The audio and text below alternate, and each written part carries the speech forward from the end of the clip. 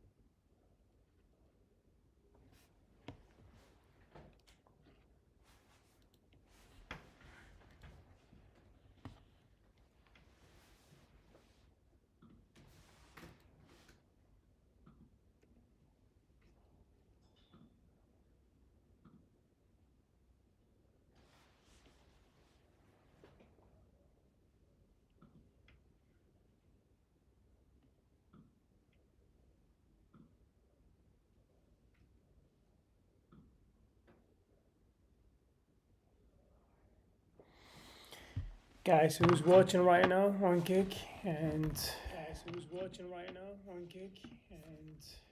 YouTube at the same time.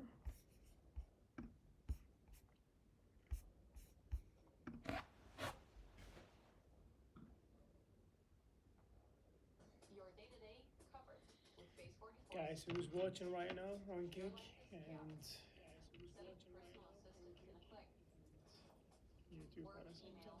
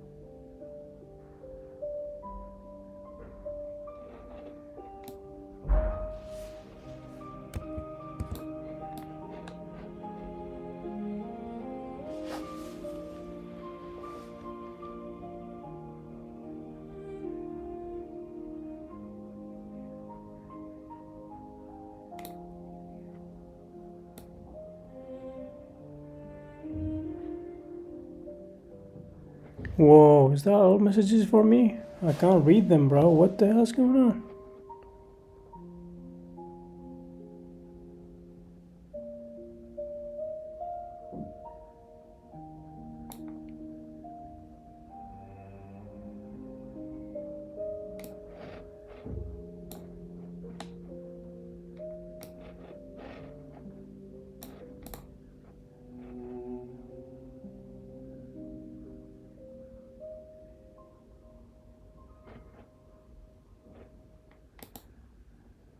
Spending ad budget on leads that don't lead to revenue.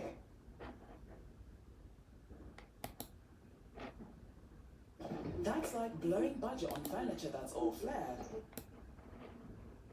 No function. Instead, get the highest return on ad spend of major ad networks. Cut the ball spend. Advertise on LinkedIn.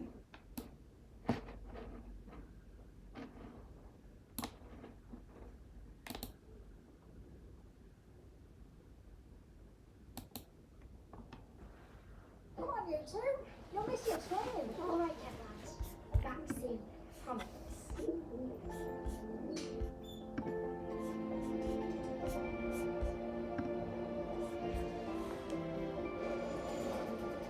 Crazy messages, huh?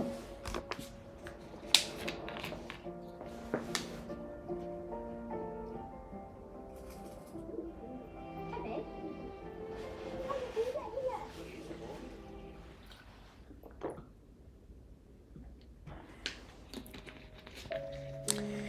I'm trying to get the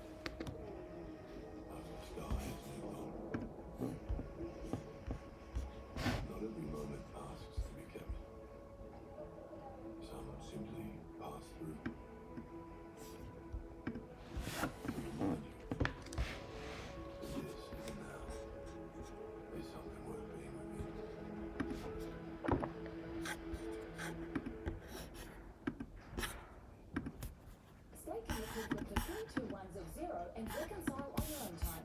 3. Tap on your bank account. 2. See what suggested transactions appear. And 1. Start reconciling away. Easy as that. Try Zero free today.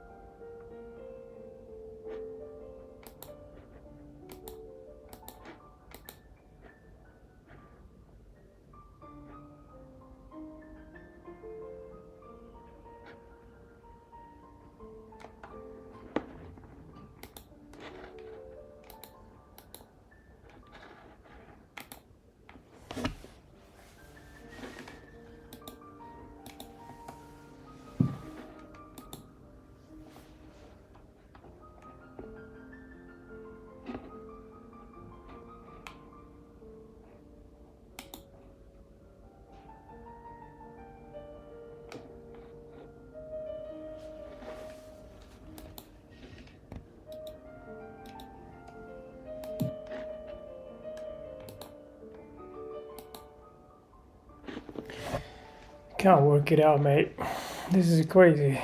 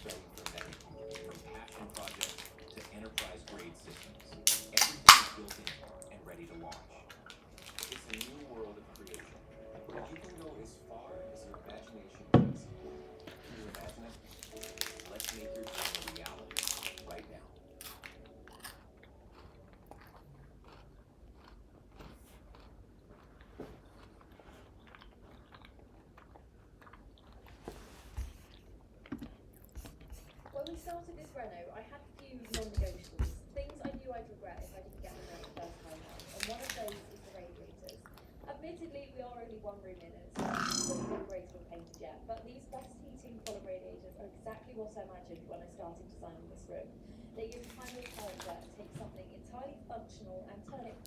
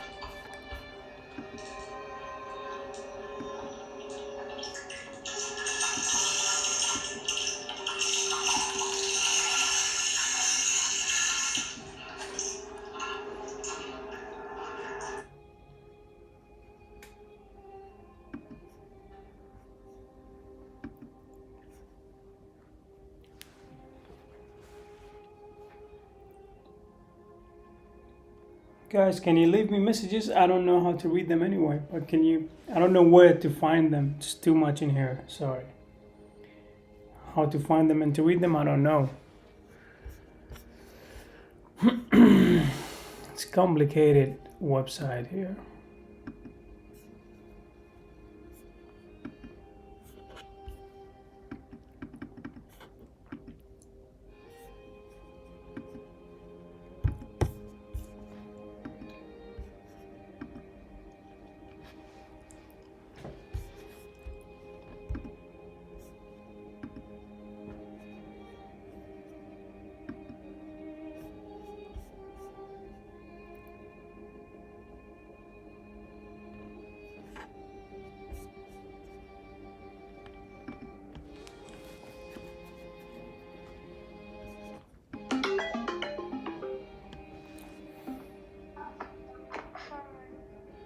Who's this? Alice and Jasmine. Come on, I'm streaming right now. What do you want? Oh, are people listening? Yeah, of course. Oh, I can't, man. Sorry. Wait. I've got something to say. What do you want to say? Don't be silly, okay? What do you want to say? She just farted. I told you don't be silly. What do you want to say? Right. Actually, I've got a few things, but I can't say one of them. But do you reckon Abdul will let me come on Tuesday to sit with Jasmine and go on the Sunday? Do you think I'm an Abdul father? Can you ask him for me? I'll try my best. Are you back? Are you going to be back tomorrow? Yeah. Yeah, don't you think it's too early for the sunbed? You just come back from Spain. Are you being for real? Oh, this is gonna be hot. Are you being for real right now? You just come back from holiday. You literally been 2 months in Spain and you want to come back for the sunbed. So desperate. Right, okay, I'll just come to see Jasmine. What's wrong? Yeah, I like it. What's wrong with you people? What's wrong? Do you like my background monitor? Right, basically, so you know what, like, you asked me about yesterday? About what? You know, what is that on your head, mate? My mic? That's my mic, so I can hear you. So everybody will hear you. How many people are listening? I don't know. The thing is, so far I've got a few on Kick and a few on YouTube. I'm streaming on 2 platforms. She wants to know if the bachelor's start an OnlyFans. Who wanna start OnlyFans? Alice. Alice. No, Jasmine. Jasmine, you lied to me, Jasmine. You told No, I me. don't. Alice does. Right, anyway, Sam, would you record us? For No, what? I mean us. For OnlyFans recording you. Come on, I told you. You're too young for this. You wanna be a lawyer, do you? Oh. No, it's for Jasmine, but she's too scared to ask, so she's getting me to Alice, no, it's not. Don't make me fucking. Well, think guys, like that. if I'll have a free access to the website, I'll record you for free. No, what the fuck? You know, I told you don't be sitting around me when I'm streaming right now. Literally, how come you're ringing me now? Because we missed you. Thank you. You're welcome. Yeah. So what time? What time you're back tomorrow? Like midnight. Midnight. Yeah. Do you like Spain? Yeah, are you gonna buy me something for a coming home present? No, fuck off. Yes. Good answer. You answered yourself, did you? What are you gonna buy me, Jazz? What are you gonna buy me, Sam? Free sunbed No, access. can you buy me what do I want then? What should I buy you? Can you Jasmine, what should I get him to buy me? No, he won't buy me alcohol, he's a gimp. You're too young for alcohol. I'm 18, but okay.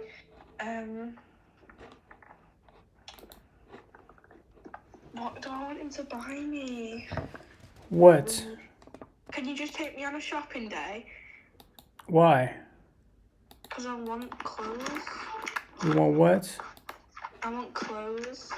You want Work, clothes? Alice, work hard and you can buy yourself some. But you gotta Yeah. work it. You gotta believe that you can work hard for it. Okay. You got, Will you take me shopping? No, I'm not. Why? I only take Jasmine for shopping. hey! Why are you being a beg mate? Why are you not taking me shopping? I'm not rich yet, Alice. I'm not rich. Okay, but you can still take me shopping. I won't spend all your money. Well, I'll think about it. Bruh, can you take me for food at least? For food? Yeah. Why you when you're back from Spain you broke now or what? Yeah, I'm gonna be homeless. You're gonna be homeless.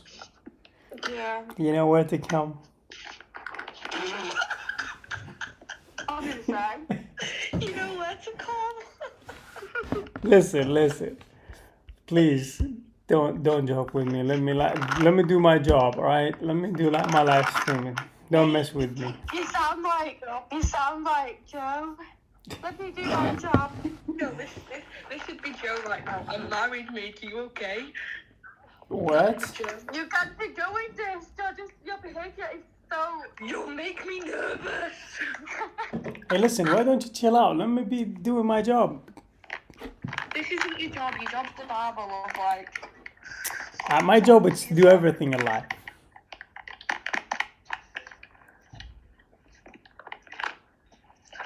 Bro, me and Kobe are falling out big time, mate. He's a gimp. It's what? Kobe's a weirdo. Who's that? Who's that near to you?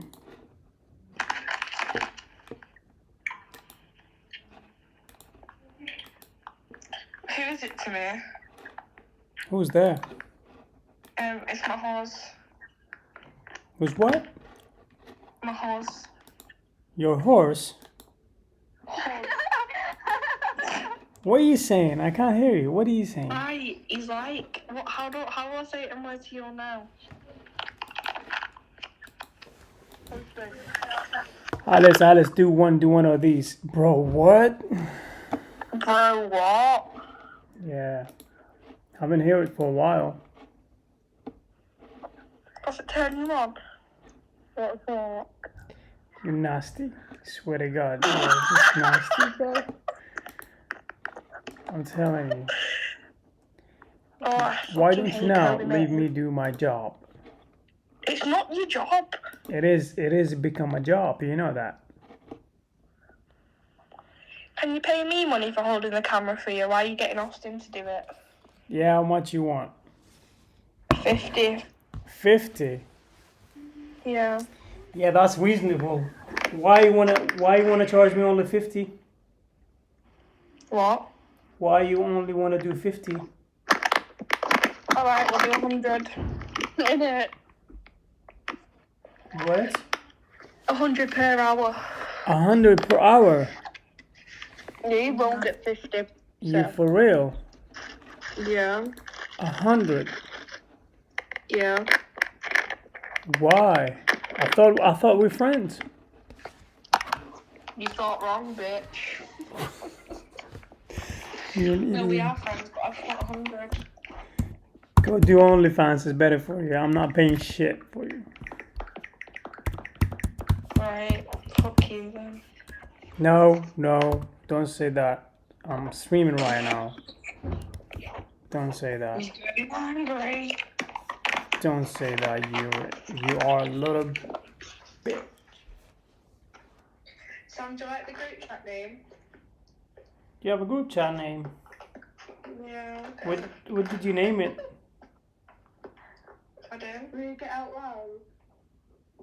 What did you name it? Look at it.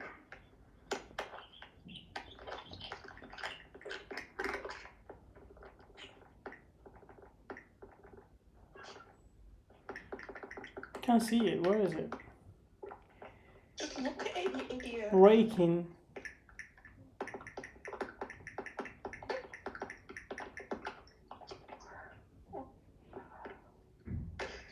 Sam, we've got stuff to tell you now. What a nasty group I ever seen, bro. How do you thought about this stuff? Do you know who's been slagging you off? Hey, listen, Yeah. I'm streaming. Don't say that word. What? Don't bring that on camera right now. Well, guess who's been talking about you? Who been talking about me? Joe. I don't care. Oh my god, guess who's been talking about you, babe? Olivia Worm. Talking about what? No, can I actually tell you who's been talking about you on this podcast? Who? Come here. Who's been talking about me? Andrew Tate. Oh, yeah. We sent your thing to him. He's in prison. He's not, he's got a podcast. Yes, but he's in prison. What do you mean got a podcast? Okay, he's got a podcast going on, like, it was on, like, some random account of him saying, like, these little wannabes, and was like, I'll upload the video, and it was, like, of me. It was the TikTok that we posted, Joe, that you told us to delete and go at us for. He put that on and then was saying, like, you're basically just saying you're a wannabe and stuff. He put yours on, he put some, and then, like, 2 other guys on, and I was like, what the fuck? Guys, you don't know what to say. You're getting called out by Andrew Tate, mate. I don't care. Do you think I care? I really don't care. He's an idiot, is he? You literally always go You know, the thing is, I have a lot to say about him. You know, I have a strong opinion to say about him, you know, but I don't want to actually express it now, because... You don't want to get cancelled. Cancelled from what? That shit on his name. He's going to put you in the van with the fucking show. He's going to put you in the back of his van and touch you. Hey, listen, why don't you get the fuck out of my face, both of you, right now? It worked. Whoa, get back, shake back. Do you know what Sam told me, Jasmine? He said he wants to, he said if Andrew Tate gave him the chance to have sex with him, then he would. Like, how hanging is that? Guys, you're gonna go viral, guys. All the camera catching you 4K with the mics, talking about this stuff. You guys gonna hit viral this week. I'm gonna cut the video. Just say exactly what you said. I said shut the fuck up. You back it up. You back it up. You don't have the nerve to say it again. I'll say it again. Okay, say it again. Sam told me Andrew Tate. I'm like 16 years old girl. I turned the volume down, bitches. Yeah, I bet you did. I know you're gonna do me dirty. Because both of you are I'll show nasty. you dirty. Jasmine, I thought we're good friends. We are. Now you're trying to sell me out right now. What do you mean? What do you think I mean? You just sold me out. Oh, is it true? True what? That you are groups? Am I what? Oh, you asked it. What? You asked him. Is it true? Is it true that you like me? I like you. Yeah. No, I don't like you. Why should I like you? Rude. No homo. There's a bike camera. What are you I saying? can't lie, I'm gonna dip in it, fam, because Sam's boring me. Come on, chill out, Alice. I'll see you in 3 days, innit, brother? Are you back tomorrow then? Mashallah. You're an idiot. Absolutely an idiot. You're back tomorrow. Can't wait. I can't wait to see your face. I'm gonna give you a nice slap. Oh, thank you. You're welcome. I know you like that. I know. Sorry, I was gonna teleport. What? I'm going to cut Sam at the barbers. I'm gonna do something. What are you saying? I'm gonna correct Sam.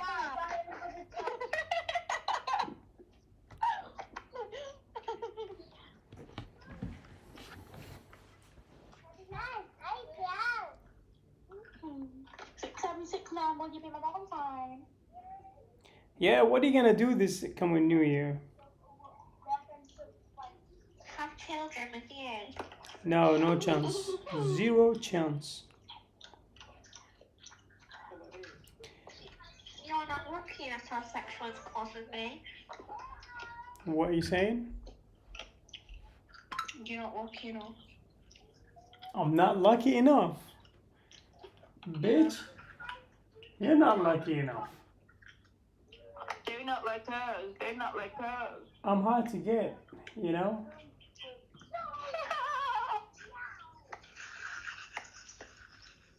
Your bear says he's hard to get. What? Do you want me to buy you some followers? Some followers? Yeah. How? Online. I will. You buy some as well. Are you thinking you're gonna gift me some followers? Yeah, I will buy some. Yeah, gift me one if you can. And I'll give you one. Okay. How many? One.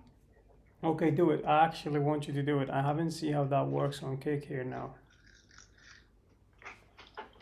Don't tell me what to do. You ain't my boss. Sam, you fucking tart. What you saying, darling?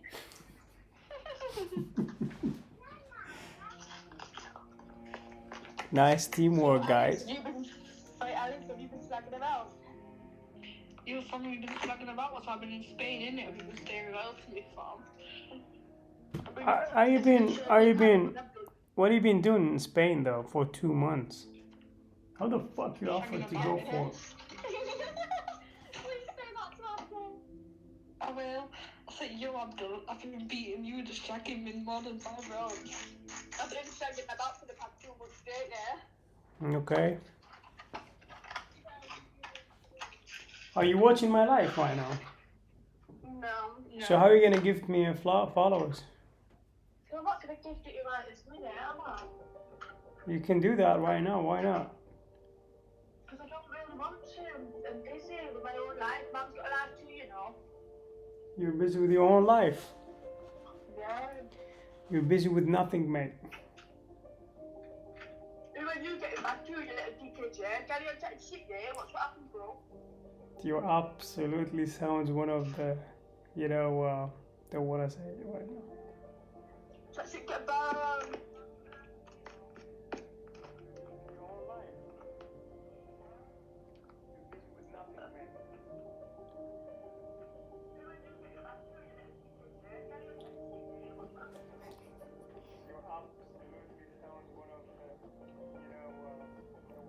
Yo, Sam, what you saying, fam? I was saying your Jasmine sounds like one of the dodgy guys. You sound like a dirty guy, fam. You are sound one of the dodgy guys. Your team got to go in it, man.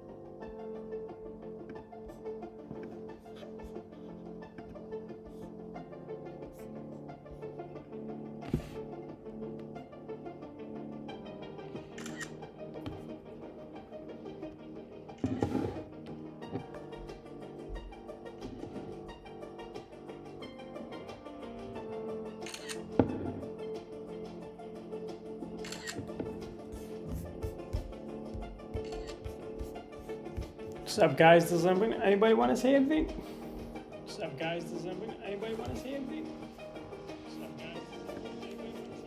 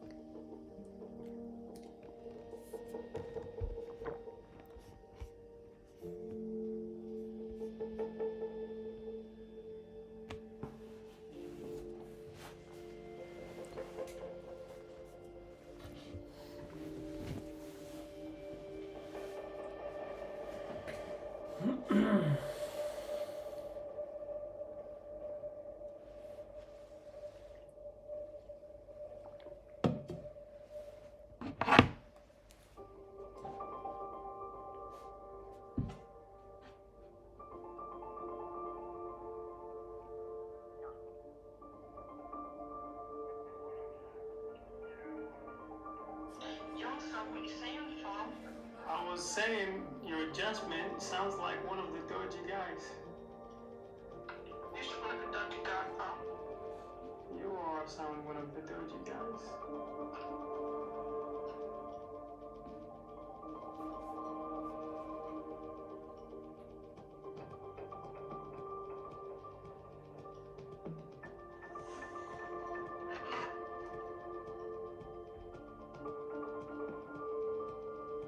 One of the dodgy guys.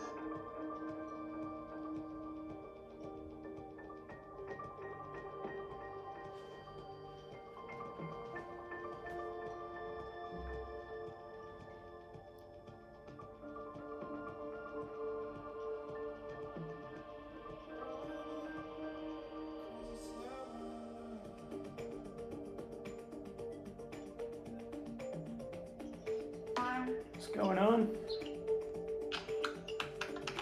One sec.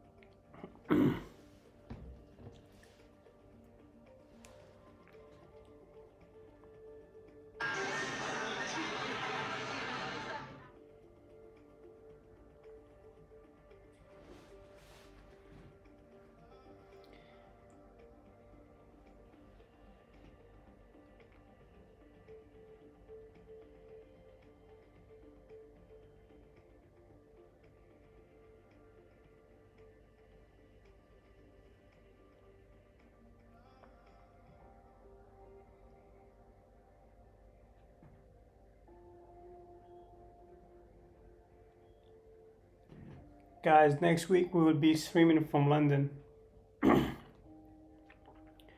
So be ready to see something nice, I guess.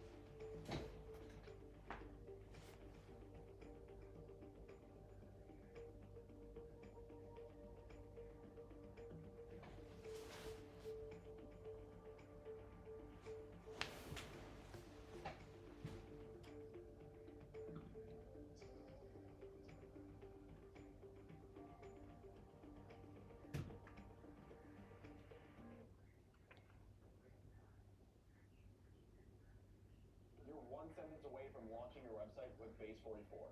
Since the beginning of the internet, there's never been such a fun, fast, and intelligent way to launch online.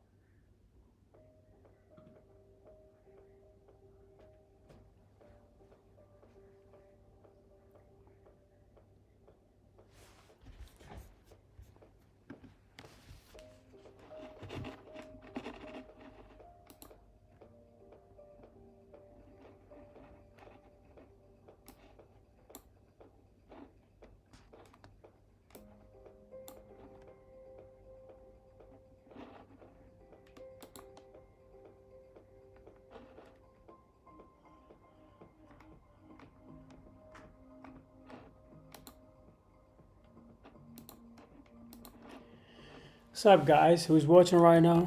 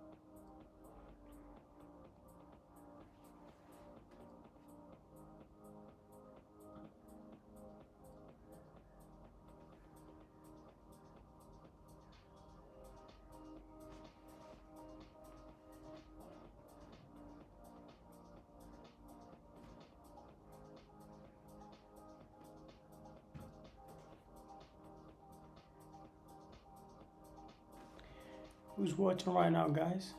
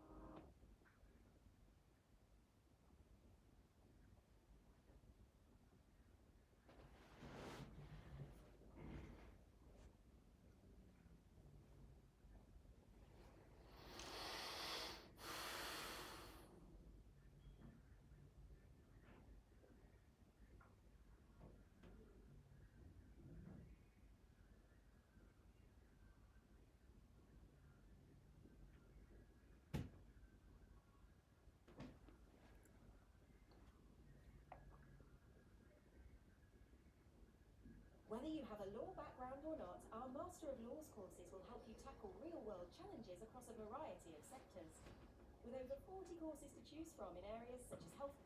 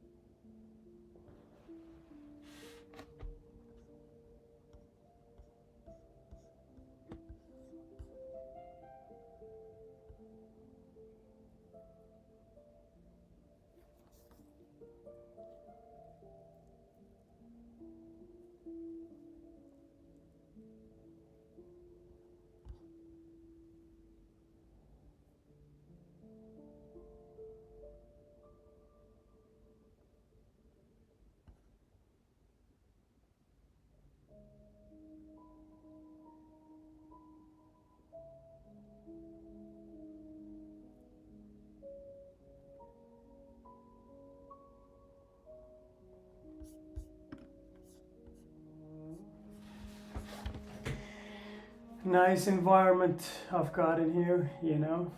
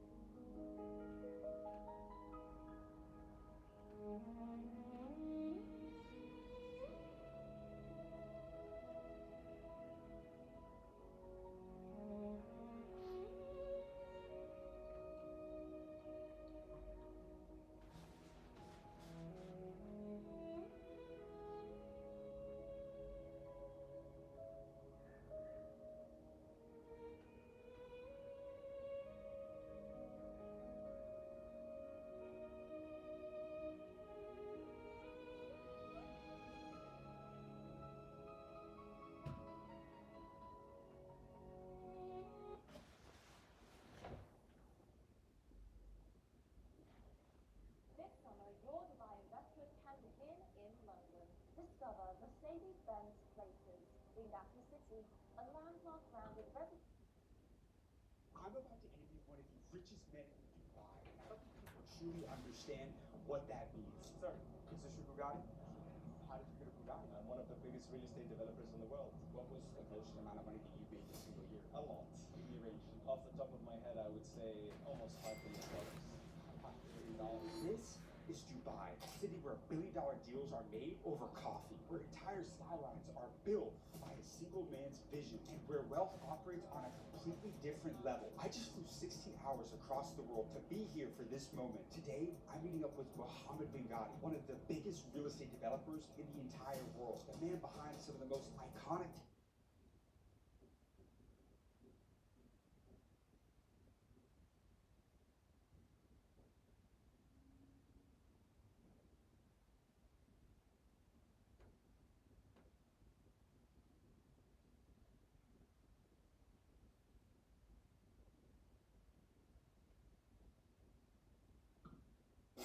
In my last role, I was the chief operating officer for a $700 million business called Health Management Systems. And you guys end up selling your company? We did. We sold it to a private equity company for about. Dallas, Texas is a top 20 city in the entire world with the most millionaires. We're out in Highland Park, Dallas, Texas, the wealthiest area in all of Dallas, asking multimillionaires and luxury shoppers how they became successful.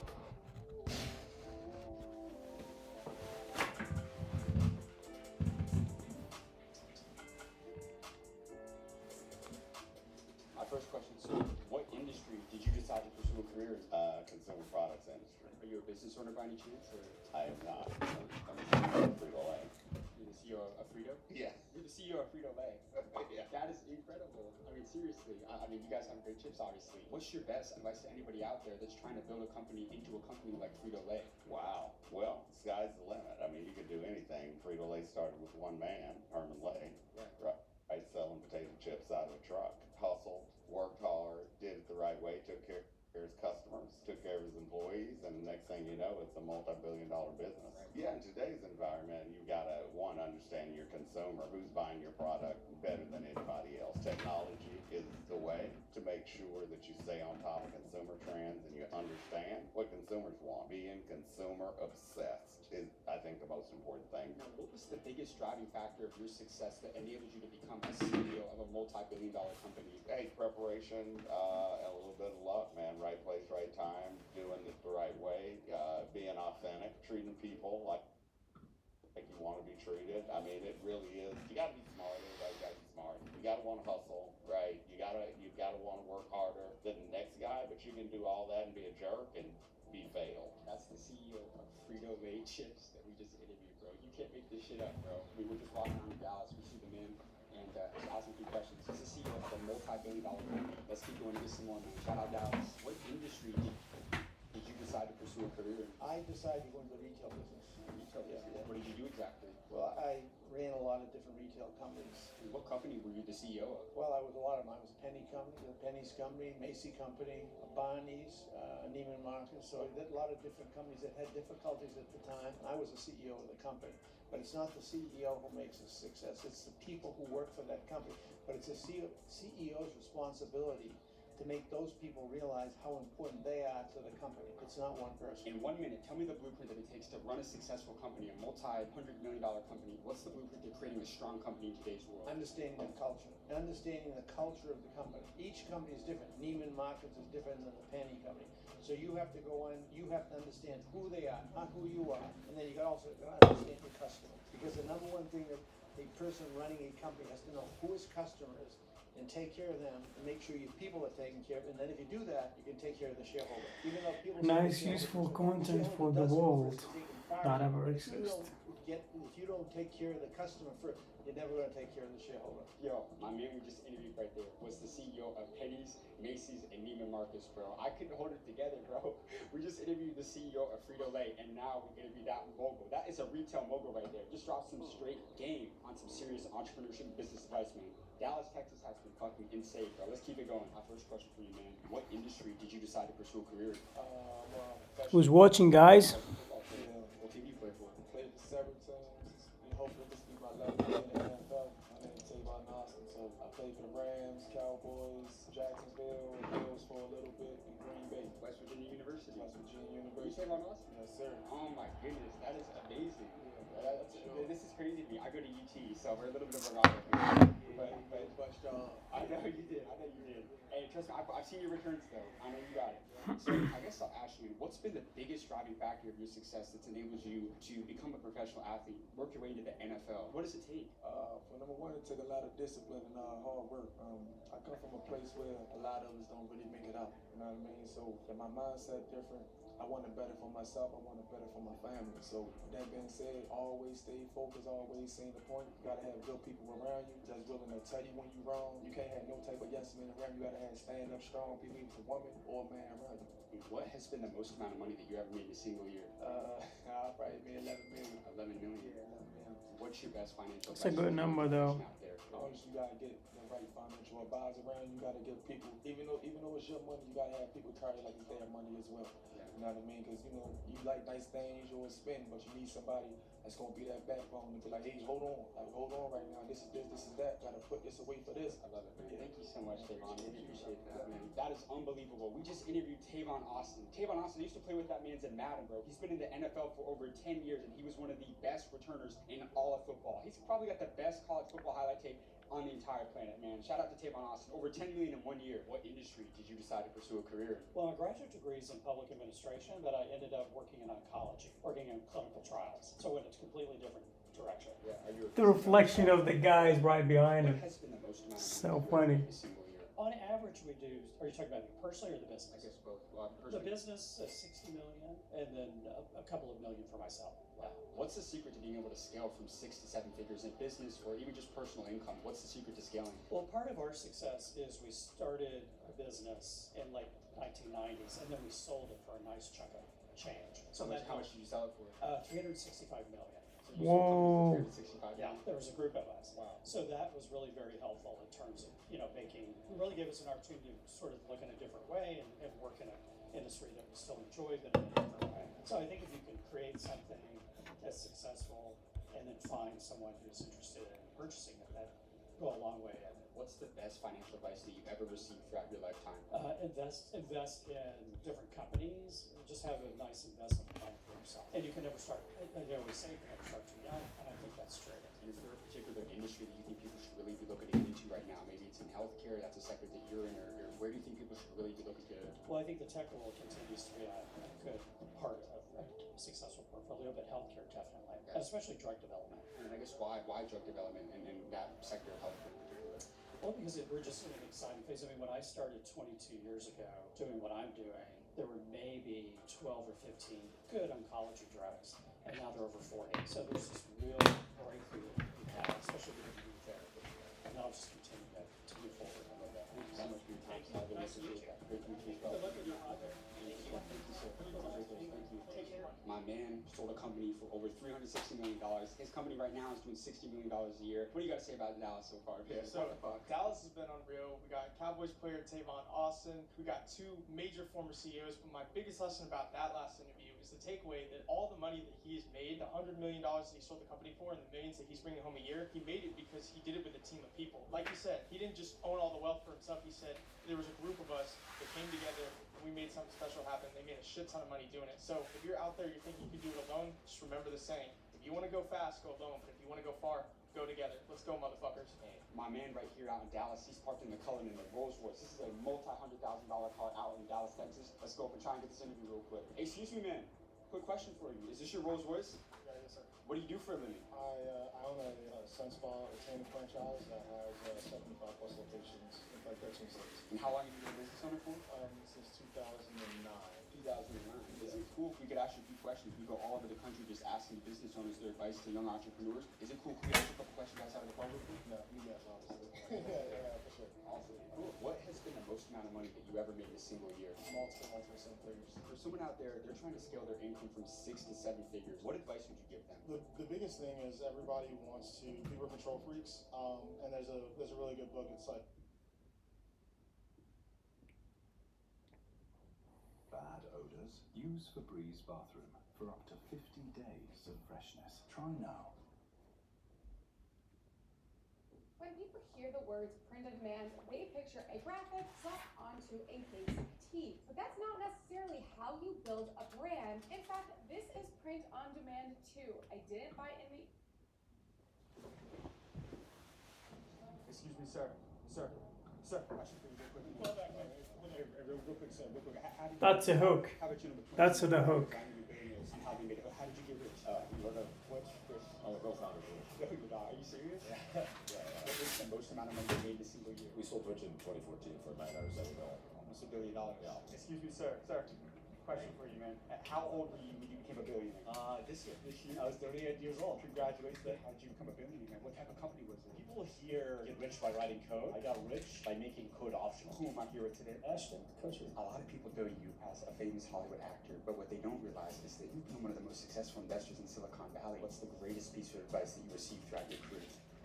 Vivek, how you doing, my friend? It's great to see you. What basketball team do you own? I own the You grew at $50. Okay. And you turned that into an absolute empire. If me and you died tomorrow, and you had one more message to give to the younger generation, what would it be? Well, I would say that Today, I'm going to be interviewing some of the richest tech billionaires in America. I'm at one of the largest tech conferences in the world. Inside are AI founders, billionaire investors, and some of the most powerful people in Silicon Valley. These are the people building the future and getting rich doing it. So today, I'm going to call a person to find out what it actually takes to get rich. And later in this video, we're going to be heading to the house of a billionaire who sold a software company for $5 billion and bought an NBA team. So this video is about to be insane from start to finish. That being said, let's get this video on the way.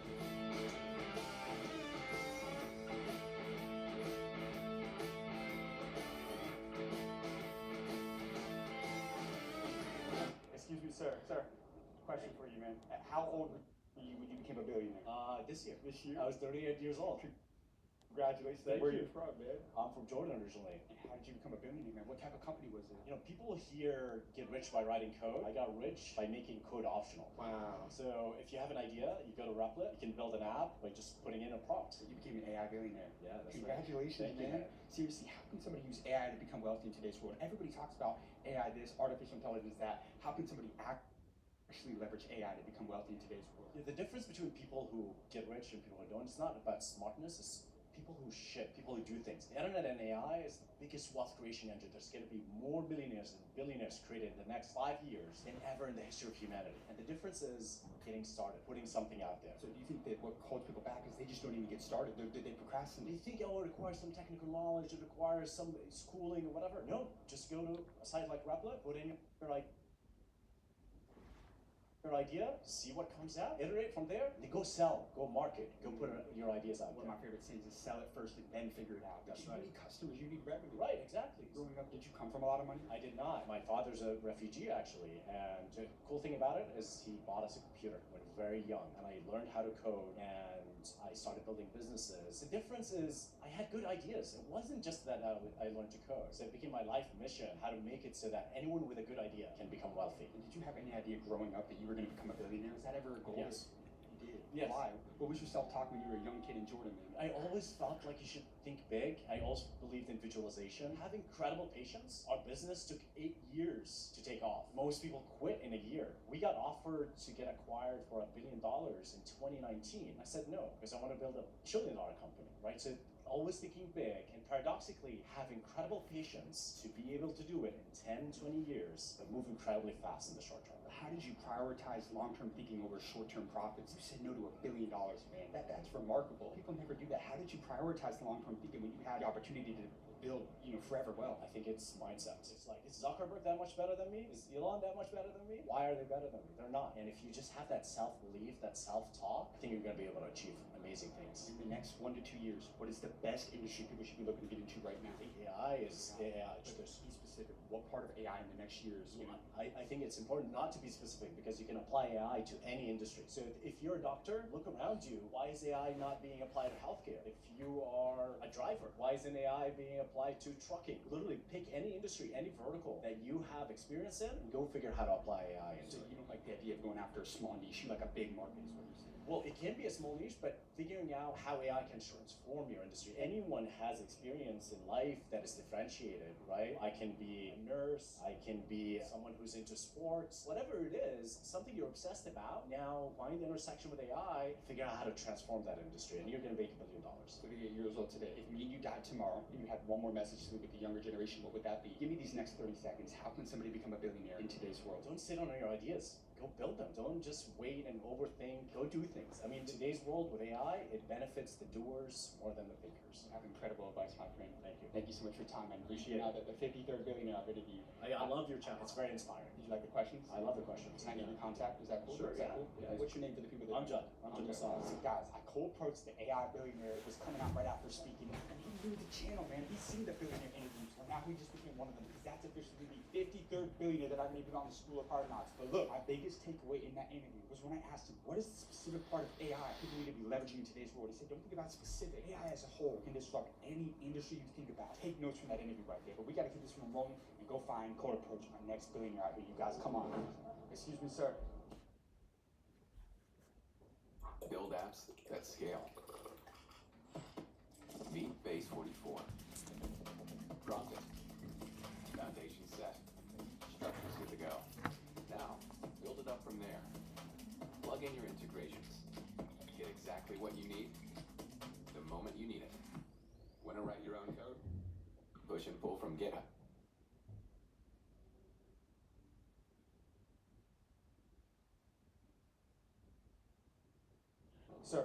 Sir, question for you real quick. Real quick, sir, real quick. How did you get rich? I have a channel with 22 million followers. I interview billionaires on how they made it. How did you get rich? You don't know Twitch? I'm a co-founder of Twitch. Are you serious? Yeah. Are you actually? God smile on me. Yeah? So how long were you running Twitch for? And how long have you been a business owner? I started my first company when I was 20 years old. So that was 22 years ago. Yeah, I guess I'm old now. Yeah, 42 years old today? Yeah. Over these 42 years, what was the most amount of money you made in a single year? We sold Twitch in 2014 for $970 million. Almost $1 billion. Yeah. Can I leave you for a minute real quick? We're doing that now, right? Yeah. 22 years you've been an entrepreneur for. What's the greatest lesson you've learned about entrepreneurship you give to somebody about to start their first company in today's world? I always tell people, do what you would do if no one ever found out about it and you didn't make any money from it. What would you do where if tomorrow it completely failed, you wouldn't feel like you wasted all your time today? How did you come up with the idea for Twitch? I mean, this became a phenomenon, man. You know, it's still super relevant. It's popping today as well. How in the world did you come? You were way ahead of your time. Well, it started off as something very different. You know, I was a shy extrovert. And I always wanted to be connected with people and to be popular. And I had that scarcity mindset. I wanted to be rich and famous, you know, because when I was a kid, I felt like I didn't get the attention that I needed from my parents or my peers. And so we had this idea for creating a streaming company around myself and my friends, and we were going to call it Justin TV. Right? There was no streaming at the time. This was like before Instagram, even before Twitter existed. And so we had to invent the technology to do that. We launched it. We called it Justin TV, and it was a streaming platform of one channel, which was just my show, me wearing a camera around 24/7. And we launched that. People came. They were like, "Why are you doing this? You're not that interesting, dude. Well, it's not that entertaining." And then people luckily gave us. They were like, "Hey, I want to create my own stream too. How do I do that? How are you doing this?" And so we opened up as a platform, and then eventually that turned into Twitch. What's your name? My name's Justin. Justin. Did you come from a lot of money growing up? No, my mom was an immigrant. She had 9 brothers and sisters. She came to America with like nothing, put herself through college, and she provided middle class. That's the thing. People don't get it. There is no chance for any country on the planet can beat the US. And nobody knows why. But I'll express it why. It's not because of the power, not because of the money or the large of the space they have, the country. It's all because they are migrants. All of them migrants. And you stand zero chance with migrants. All Americans are migrants. And you have zero chance with migrants. Obviously, they took over the world, which is good for them. You know? For us, but like I didn't come from money. What was your turning point to financial freedom? Was there a turning point when you were growing up where you were like, I'm gonna go out there and build an empire for myself like you did? You know, the whole migrants in one country, that's how they become powerful. If you break it down, they are all migrants and they're all hungry as hell. They just smash every opportunities around. And good for them. Back in 2004, then I would be set. That'd be crazy, right? And I blew by that goal over the years. And now Donald Trump, he don't want more migrants. He don't want more billionaires and millionaires. They don't want more people like that. They had 350 million. It's enough for them to actually be a millionaire, billionaire, and run the world. And the thing is, with the migrants, it's when you come from the environment where the survival doesn't guaranteed and you survived, you can outwork everybody by nature, by default. You're just hungry. You just want to do things, constantly doing things. You won't seek for instant gratification. You actually seek for longevity businesses. So the migrants are crushing all the opportunities that ever exist. It's most of them not because of the money. Most of them, they want to leave remarkable things because they come to the planet. They have, I don't know, man. They have self-drives. They want to just deliver something valuable, regardless of the place. So the US, good for them. They're all migrants and they will crush the world one day.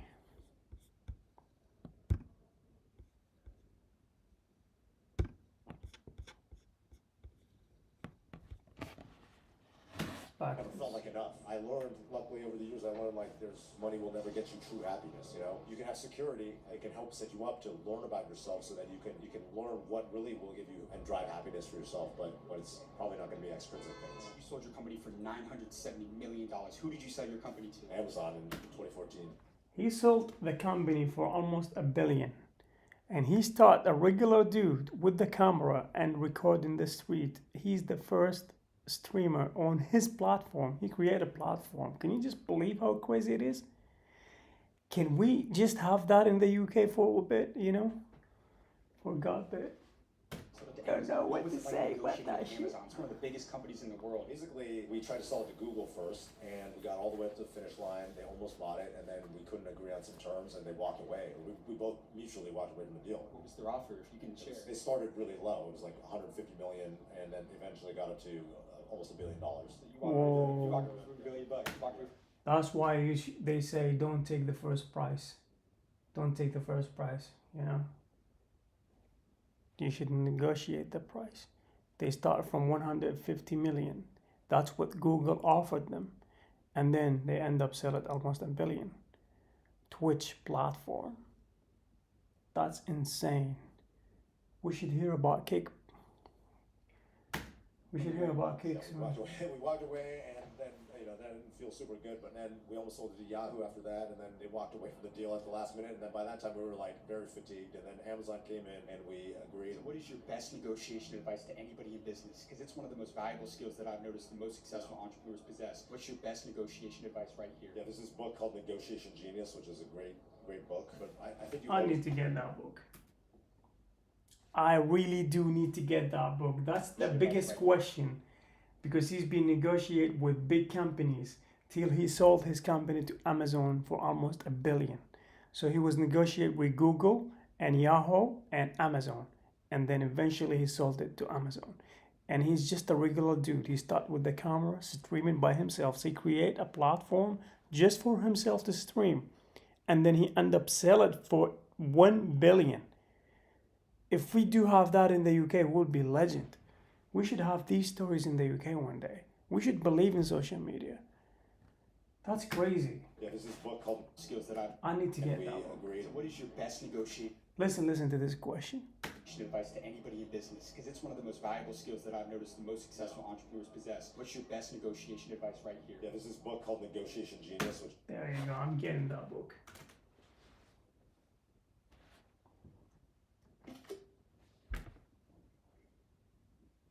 In fact, I'm getting that book right now. I'll order it just right now, bro. I love books.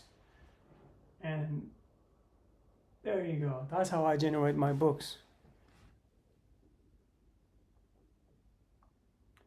There it is.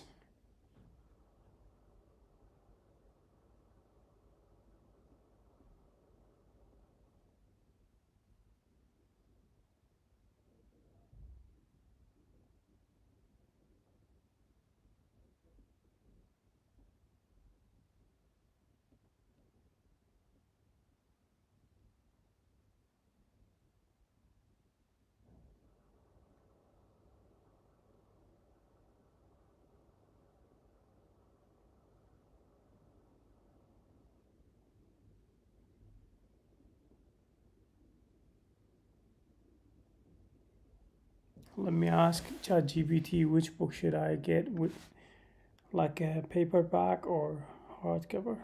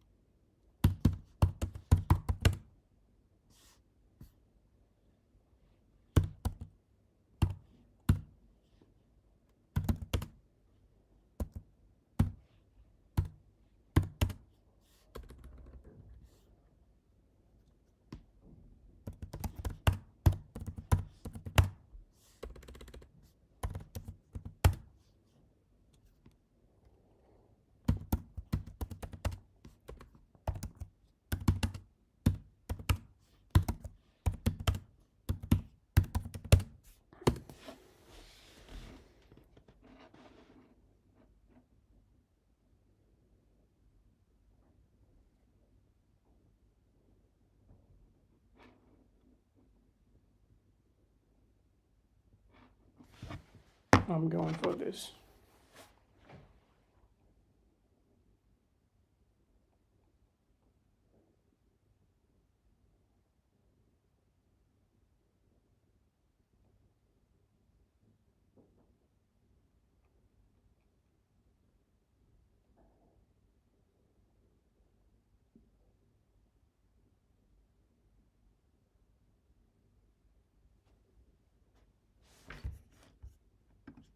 Sorry guys, I just gotta buy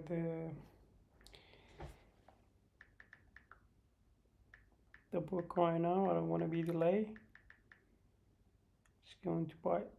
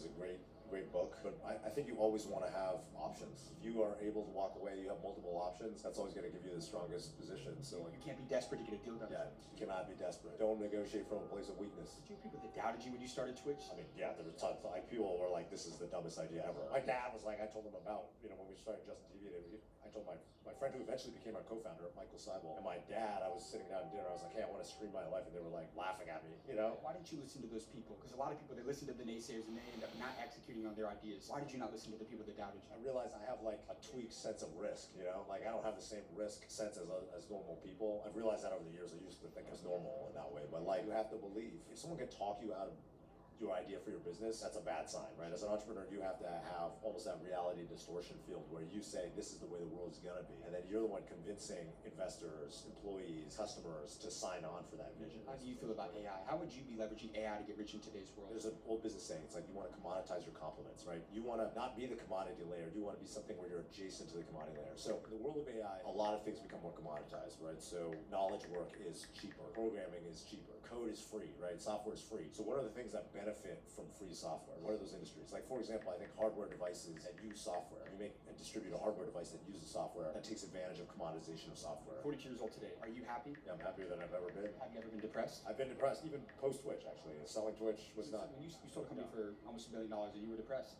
Yeah, it's hard when I say this, people are like, think it's bull. And it may be a lesson that everyone has to learn for themselves, and I hope everyone gets a chance to, but money doesn't make you happy. Money can help you be secure, which can set the stage for you to be happy, but money alone, or any sort of extrinsic motivator, whether it's money or fame, will never give you lasting happiness. When we sold Twitch, yeah, I felt good for a couple weeks, but then you go back to baseline. For me, being of service to people around me, being a good friend, a good father, a good family member, that's really what gave me lasting happiness. Beautiful advice, man. You gave an incredible interview. Thank you so much. And I connect with all the billionaires I interview. Could I get your contact? Of course. Guys, we are literally interviewing tech billionaires out here in Silicon Valley. And one thing that becomes obvious when we're interviewing the richest people in the world, they are all in on using AI. They're constantly figuring out how to use it in their businesses. And that's exactly why I use High Level. High Level is an all-in-one sales and marketing platform that can automate a massive part of your business. So instead of paying for 5 or 6 different software, you can have your CRM, calendar, funnels, websites, email and text marketing, lead tracking, and follow-up all in one place. So when someone becomes a lead, books a call, or reaches out to your business, High Level can automatically follow up with them, nurture them, and keep that opportunity or potential customer moving in the right direction, even when you're not sitting there doing it manually like I'm out here filming right now. And that's where AI and automation become real leverage. Because the winners in this next era are not just going to be the ones that understand AI. They're going to be the ones who actually use it to save more time, build systems, and make more money. So if you're serious about scaling your business in today's world, I'm going to do something special for you. If you go down right now, click the link in the description of this video, you can start your free trial and use High Level today to automate your business. Launch your business and your life change forever. With that being said, let's go read this next interview. All right, you guys, look, so Ashton Kutcher, right? A lot of you guys know him as an actor, but he's actually one of the most successful venture capitalist investors in the world right now. He's about to get off stage, okay? And apparently he's gonna be walking out this way, man. Apparently they agreed to do the interview, so we're gonna go right into it, because apparently he's gonna be racing to the jet to get out of here to fly back to Los Angeles. So let's see if we can get into this after the interview and get some game from for you guys. Come on. What makes a daddy? Maybe it's just being the very best at what you do. Daddy. And GoDaddy is the daddy of domains. All right, my friend. Appreciate you, man. Yeah. What's your account called? It's called the School of Hard Knocks. Okay, so got it. we interview entrepreneurs like Mark Cuban, Michael Rubin, lots of other cool companies. You ready to go? Who am I here with today? Ashton Kutcher. A lot of people know you as a famous Hollywood actor, but what they don't realize is that you've been one of the most successful investors in Silicon Valley. What was the turning point, becoming an investor, becoming a venture capitalist out here in Silicon Valley? I met a lot of really bright people. I just try to be generous with them and be as helpful to them as I possibly can in any way, shape, or form. And in return, they taught me a lot. They always say it's not what you know, it's who you know. And do you believe in that, though? No, I genuinely do, because when you know the right people, they will show you the shortcut. It's like you can get from Los Angeles to San Francisco on the 405, or you can take a plane. And if you don't even know that a plane is available, you're never going to jump on the Southwest flight. And so I really do believe that it's the who you know, because who you know will open up your eyes to see the world in a different way and what's possible. And when I got to Silicon Valley, I met Mark Cuban, who you've talked to. I met Ron Conway. I met Mark Benioff. I met Jason Calacanis. I met these people that we're seeing the world in a different way. And I was just curious enough to ask them what that way was, and they taught me a lot of things. I'm gonna challenge you, Ashton. Take me back to the most life-changing conversation you ever had. What's the greatest piece of advice that you received throughout your career? Oh, I had this woman, and I said, will you marry me? And she said, I do. That's the most important conversation of my life. And her name's Mila Kunis, and she's my wife. And there's undoubtedly the most important, most valuable conversation I've ever had. How important is the decision to marry the right woman in today's world? Look, nobody does it alone. Maybe it's a person that you marry, maybe it's your parents, maybe it's a brother, a sister, or a friend, but having a support ecosystem around you that is rooting for you when things don't go right, that's the only way. Like, everybody fails. Everybody fails. No matter who you are, there are moments where you feel like a failure. And if you don't have somebody to lift you back up and be like, hey, that's just like that one thing, like, you're a good human, like, you're good at these, like, we all need to be reminded of that. How old are you today? 48 years old. If me and you died tomorrow and you had one last message to leave with the younger generation, what would that be? Love thy neighbor as thyself. It's about the only thing there is. Everything else is commentary. Thank you so much for your time, sir. I appreciate that, Ashton. Guys, I don't think you realize, man, we just interviewed Ashton Kutcher. And like I said, a lot of you guys know him as a Hollywood actor, but man, he has recently become one of the best investors in all of Silicon Valley, investing in some of the biggest companies that you know and use on a regular basis. And my favorite part about that entire interview was when he talked about how important meeting the right people was for his success in his career, but more importantly, marrying the right woman. And look, you hear all these millionaires and billionaires on this channel talk about that. So that was a great interview. We gotta keep the scene rolling and go get our next interview with a billionaire out here in Silicon Valley. All right, you guys, I have a special surprise for you all right now. Look, we're out in Silicon Valley. The billionaire interviews have been going crazy, but I just got connected to the owner of an NBA team, the Sacramento Kings, Vivek Ranadive. Look, he became a billionaire after building and selling a software company for $5 billion. And he just invited us out to his home out here in Silicon Valley to interview him on his secret to building a $1 billion company and what it takes to buy an NBA team in today's world, man. Let's go meet Vivek right now. Go see what he has to say. All right, guys, we just got to Vivek's house out here in Silicon Valley, man. We're gonna go up right now and get this interview in with him, you guys. So this is about to be a good one, you guys, man. I'm gonna get him talking. I'm gonna get that real secret sauce from him, and really how he became a billionaire in today's world, you guys. Come on. Good, how are you? Good to see you, my friend. Yeah, just on the script. Man, yeah, man, we just interviewed Justin Kahn, the founder of Twitch. You guys, man. Yeah, definitely. How are you doing, man? You doing good? I'm good. Can I get you guys something to drink or I'll something? have a little water. Hey, Jay. Vivek, how you doing, my friend? It's great to see you. How's it going, man? Good, man. Good to see you. How are you doing? I'm doing great. Yeah, man. Man, you're like, you become a big deal. Man, thank you, man. I appreciate that, man. Vivek, you gotta show him the basketball court in the house, though. Okay, He's gotta see the court, man. He's gotta. I've had some famous people come and play here. Yeah. Guys like Obama, Shaq. Amazing. This is kind of the man cave, the movie theater, the Marcel. Yeah. So cool. Good. You like that, Tyler? After I built this house, though, they changed the law. Did they really? You Yeah. can't do this anymore. No, I joked that, you know, when the Taj Mahal was built, the guy who built it, it was like a love story, and he didn't want another one, so he cut everyone's thumbs off, so nobody could build one. So the city council did that. They said, nobody can build a house this big, such a big basement. Yeah, we see the house, man, and just the incredible life that you built for yourself, right? You sold a software company for several $billion bucks, and owned a basketball team. Did you, growing up, have any idea that this was possible? Because you weren't born in America. You're from India originally. I am, yeah. Did you, growing up, have any idea that this was possible? Yeah, I know. You see, guys, I'm not lying to you. All the millionaire and billionaire in the US, most of them, 90%, are migrants. I think the US, sorry, and the UK, both of them, are gonna be the future richest people on the planet. I guess there's a lot of migrants in the UK, and the US is just all about migrants.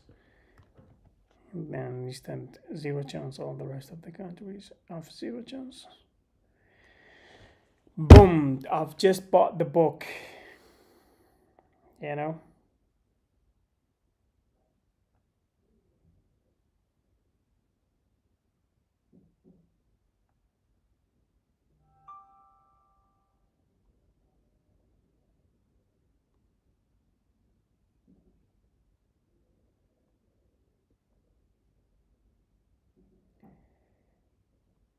No, could be a joke.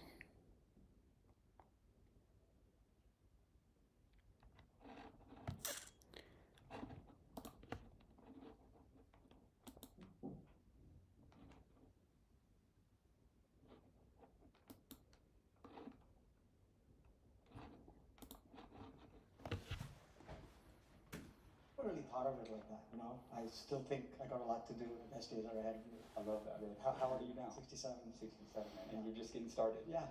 I'm still trying to figure out what to do when I grow up. Amazing. That's so good right there. That's so good. Who am I here with today? Vivek Ranadive. And what do you do for a living out here in Silicon Valley? Well, actually, I'm still trying to figure out what to do when I grow up. But I start companies, I invest in companies, I own a basketball team. I'm involved with a whole bunch of different things. What basketball team do you own? I own the Sacramento Kings. The Sacramento Kings came here with $50. I planted in Boston. I had $50 in my pocket, but big dreams in my head. And you turned that into an absolute empire. What was the most amount of money you made in a single year? How much did you sell your company for? Well, I made billions, and so I sold my first company for like 130 million. Then we had a payout scheme, and that was another 250 million. Then I started another company, took it public, and I was worth 30 billion at one time. Let me ask you this right now. I'm going to challenge you. Take me back to the most life-changing conversation you ever had. What's the greatest piece of advice that you received throughout your career? Well, I've always been lucky to surround myself with amazing people, and somebody smart told me that, hey, just be with smart people. And my superpower is I can convince people that are way smarter than me to hang out with me and even follow me to the ends of the earth. So you surround yourself with a lot of other super rich people. With very smart people. Very smart people. And among yourself and the most successful people that you've met throughout your career, I want you to think about your entire billionaire network. What's that one trait they all have in common? They're a little bit outrageous and a lot ferocious. And ferocious means that you're unrelenting. You can get up no matter how many times you get knocked down. It means that you're absolutely obsessed with what you're doing 24/7. It means that no detail is too small. My friend Steve Jobs literally would specify the width of his counters, the Apple stores. And you have a sense of urgency. You have to take bad news. You have to take setbacks. And I call it just chew the cactus, listen, you smile, you learn, you adjust, and you keep moving forward. You do that. These are priceless advices. Talk about surrounding yourself with smart people and convincing them. How do you even make that happen? Because oftentimes in today's world, unless you have some sort of like value to really offer that person, it's hard to get those people to come to you. What advice would you give to somebody you're trying to attract the right people to come work with them and maybe invest in their company? When people see that you're ferocious, when people see that you have a vision, you have a mission, and you're unrelenting in the pursuit of that, then they will follow you to the ends of the earth. So what I'm hearing is you can't take no for an answer. You can't take no for an answer. Do you think everybody's built for entrepreneurship? Actually, I think most people are not. If I'm giving a talk and oftentimes I have somebody raise their hand and say, hey, I have this idea and this and this and this. Do you think I should quit my job and start a company? And I say to them, no. Because if you have to ask, then the answer is no. So you have to know 100% that you're meant to do it. You have to just have such conviction that there's no force in the universe that's going to prevent you from reaching your destiny. How did you find that self-belief? You came to America with $50 and you turned it into a multi-billion-dollar empire. How did you find that self-belief? Because the odds were against you, man. You didn't have a lot of money starting out. You didn't have a ton of connections. What did you do, Vivek? Stay foolish, stay hungry. I'm a fool. You're a fool. I'm a fool, and I love fools. What do you mean by you're a fool? Well, I go into areas I know nothing about. Imagine Steve Jobs going to his board and saying, hey, board, I want to get into the cell phone business. Steve, how much experience you have doing that? None. Steve, there's 10 companies tripping over each other trying to make cheaper and cheaper phones. How are you going to make a cheaper phone? I'm not. Mine's going to be more expensive. A few years later, the iPhone business is worth more than Microsoft and Google combined. So it sounds like you have to be a little crazy to become this. You have to be a fool. Just stay foolish, my friend. Stay foolish. Are you a little crazy? Completely. 67 today.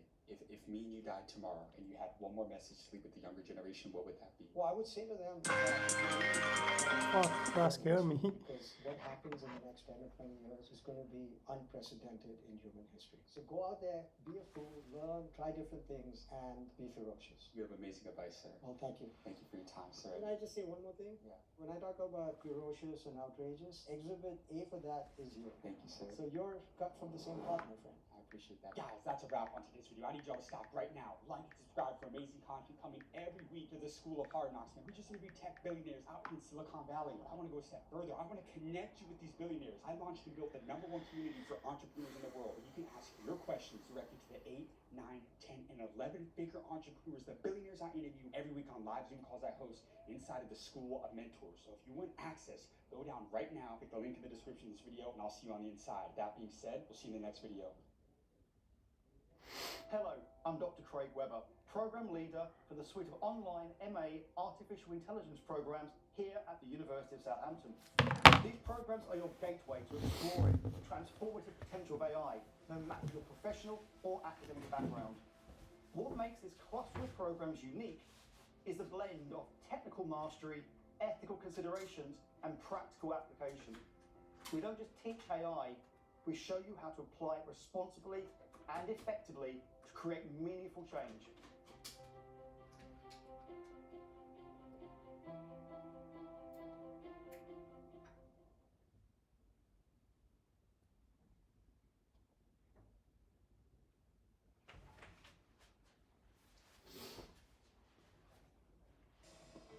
Get your floor back to flawless. Flat direct to floor.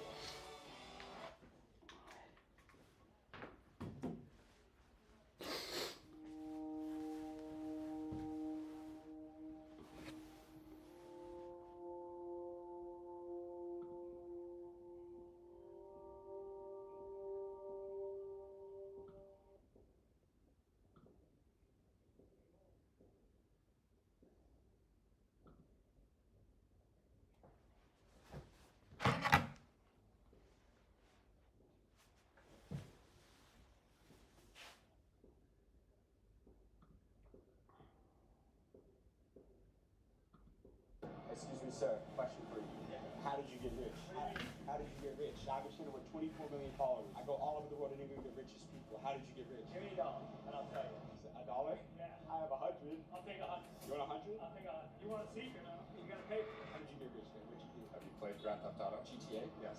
Like GTA 5? Yes. Yes. You like it? Yes. Okay, good. Is that your company? That's one of our games, yes. How big is your company today? It's big. It's got about a $40 billion market cap. Oh, this is a computer business. It's a computer business. Yeah. Did you have your own company? Yeah. So what was the most amount of money you made in a single year? $650 million. Are you serious? I make very expensive and sell them through the finest galleries all over the world. So what's the most amount of money you made in a single day? I made $1 million in a day before.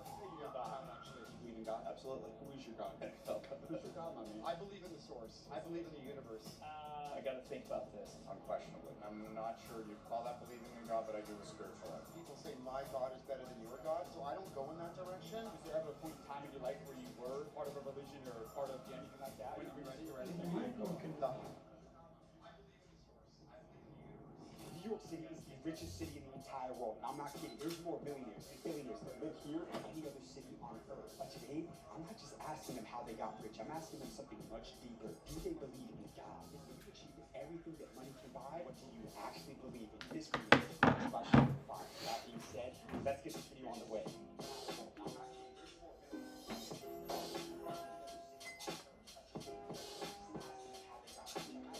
Excuse me, sir. How old were you when you became a millionaire? I'm not a millionaire. No, real quick, sir. I got a channel. I got 23 million followers. I interviewed 56 billionaires. And real quick. Nice to meet you, sir. 23 million followers, 56. All right, my man. How's it going? Excuse me, sir. Question for you. How old were you when you became a millionaire? Real quick, sir. I got a channel with 23 million. Excuse me, sir. Sir. How old? Real quick, sir. I got a channel with 20. Could I get 30 seconds? It'll be worth it, man. All right, brother. Excuse me, sir. How old were you when you became a millionaire? I interview millionaires and billionaires to help the younger generation. Just 30 seconds with you? What? All right. Excuse me, sir. Sir, how did you get rich? How did you get rich, man? How did you get rich? Come on. You do it. Hey, real quick, man. Real quick, can we do it? How did you get rich? Hey, I'm just asking millionaires and billionaires out in New York City whether or not they believe in God. We're just private. Oh, you're good. Do you believe in God? Yes or no? Yes, I do. How do you know God was real? Who is your God? Hey, look, as you can see, man, these millionaires and billionaires aren't stopping for anything. He's seen the channel before, you guys. But look, I didn't come out to New York City for nothing, man. I'm gonna find the wealthiest people, the richest people out in New York City. I'm gonna stop them, figure out how they got rich, built their $1 million, billion-dollar companies, and whether or not they believe in God and who is their God. So let's go see who we can find.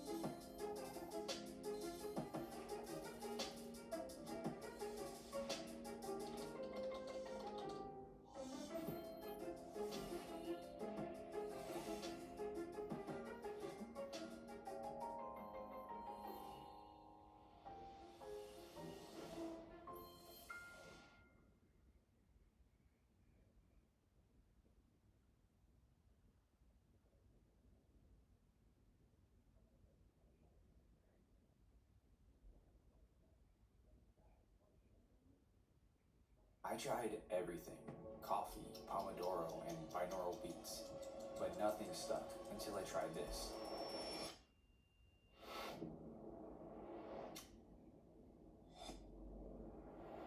Brain FM is neuroscience-backed music designed to help people who struggle with focus. Instead of fighting distractions, your brain just enters flow. Try it for free and slip into effortless focus.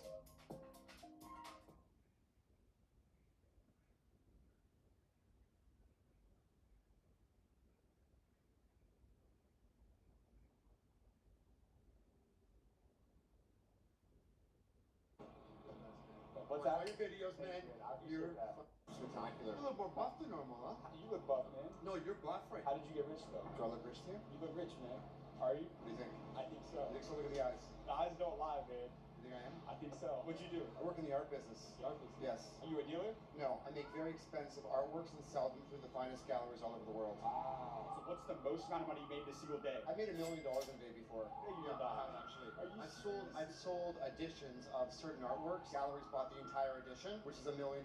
For every image I make, it's $1 million. What's the secret to making $1 million in a day? I mean, that's Not thinking about the money, thinking about the work. You have to believe it to see it in a world that needs to see it to believe it. Say that again? That again. Sorry. You need to believe it to see it in a world that so often needs to see it to believe it. If you love to win, you'll always make money. What age did you make your first million? Early 30s. So you've been a millionaire for a while now. I never think that way. Right. I never think I'm a millionaire. I think I've been winning for a while. Do you ever get comfortable? I'm always comfortably uncomfortable. What's that mean? I'm very comfortable being uncomfortable. When you're an entrepreneur, you're never comfortable. You know why? Because no success nor failure is ever final. You believe in God? I believe in the source. I believe in the universe. I really feel like when you look up at the sky, you can feel something because it's always moving. It's never the same. Not a particular religion, though? No. Why not? You know, I'm a big believer, man. I'm a big Christian. You know why? I always like to talk about this, man. Creation like us has to have a designer. I'm a firm believer, man. There's got to be a higher power bigger than us. I believe in the universe, but I'm not really into. I don't call it anything other than source and the universe. And the universe has always been my guide. It's always been my guide. Was there ever a point in time in your life where you were part of a religion or part of anything like that, or you just kind of it wasn't for you? I love everybody, man. I think religion gets in the way because I think people say my God is better than your God, so I don't go in that direction. I just love everybody. I don't care what you look like. I care more about how you feel than what you look like. 100%. Are you a good salesman? You tell me. Are you a good salesman? No, be honest. This is the show to talk your shit. I'm a fantastic salesperson. What did you learn about price? One of my favorite things is that price is only an issue and value is absolute.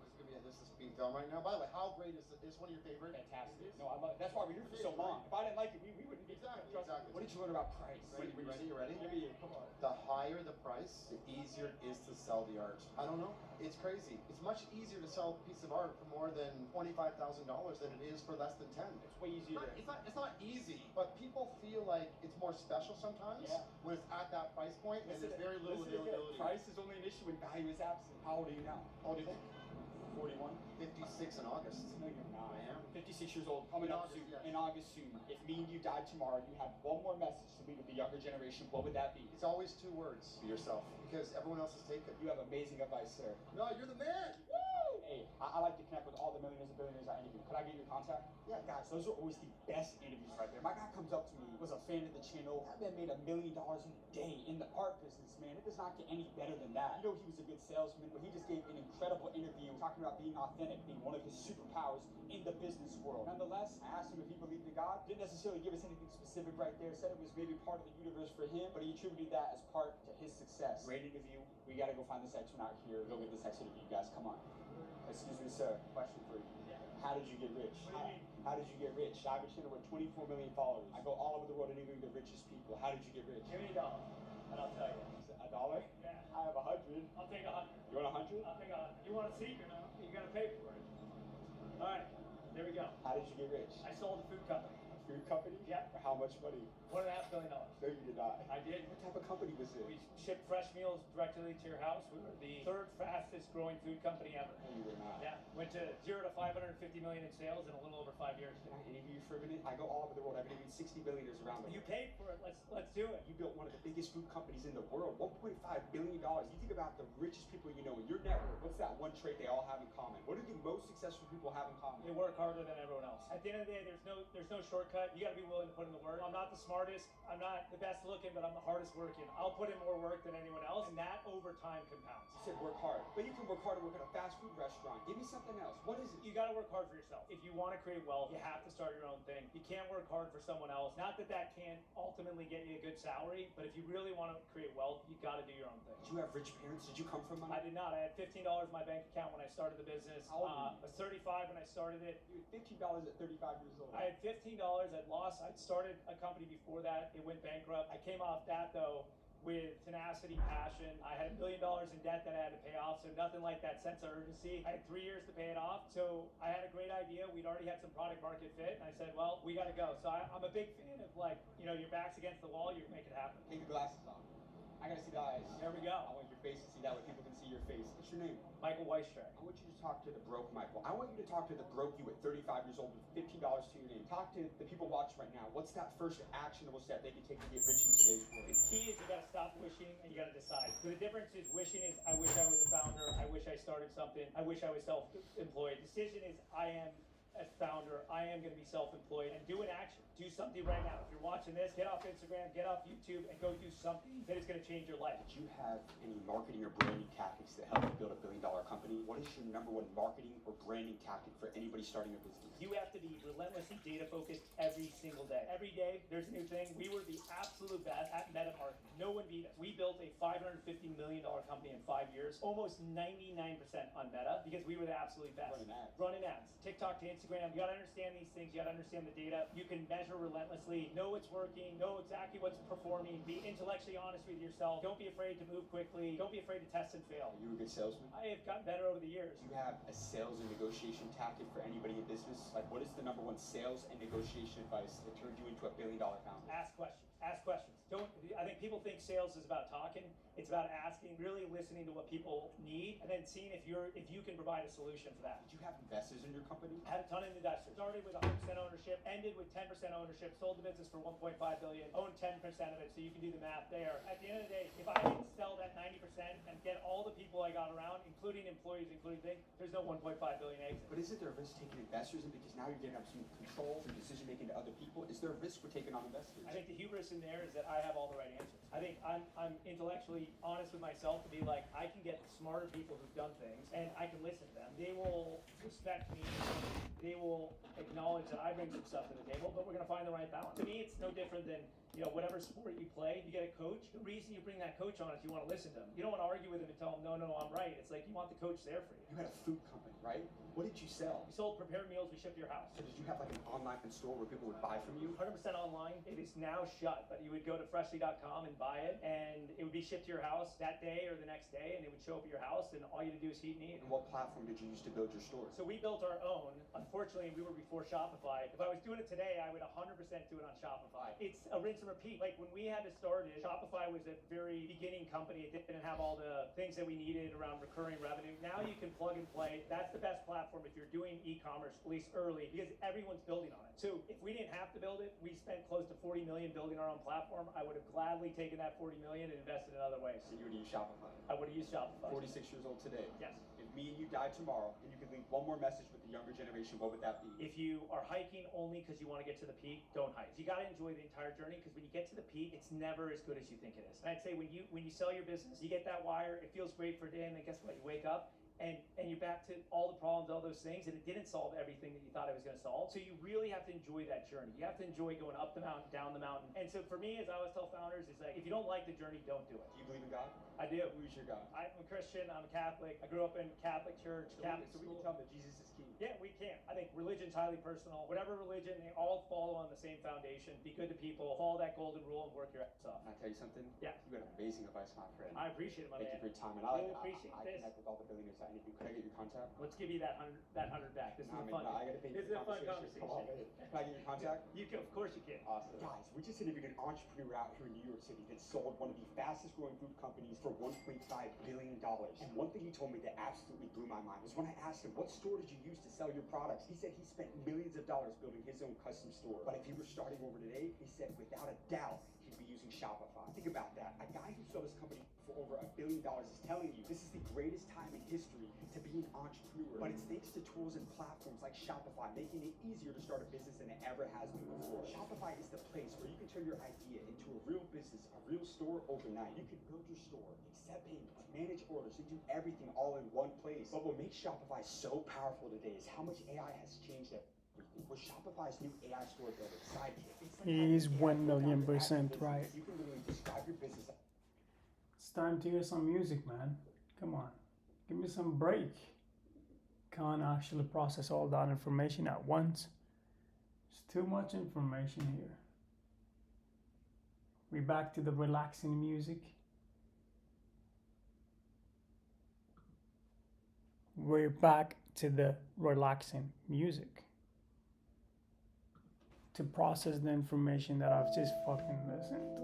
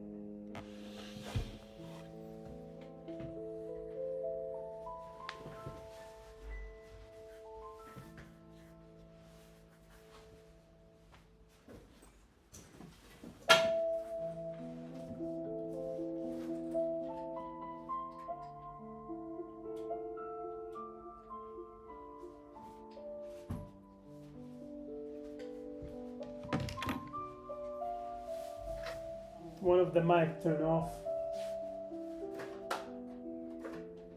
Turn off my battery. Because I have two different mics, so it's we're good.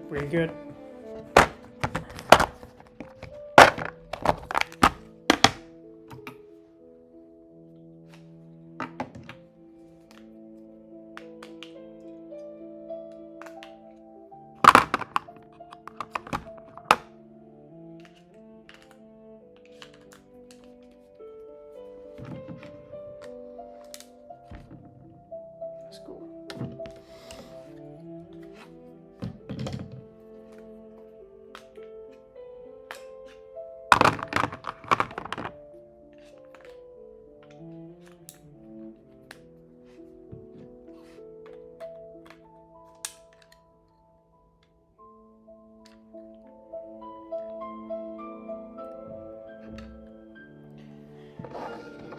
This mic is off. Just 2 hours and then it's off. Crazy. What kind of mic we should get, man?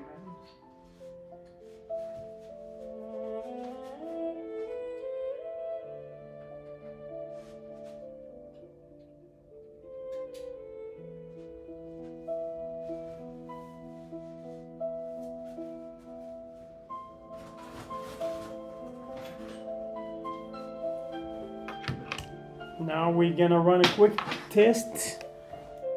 We're gonna watch this stream from here.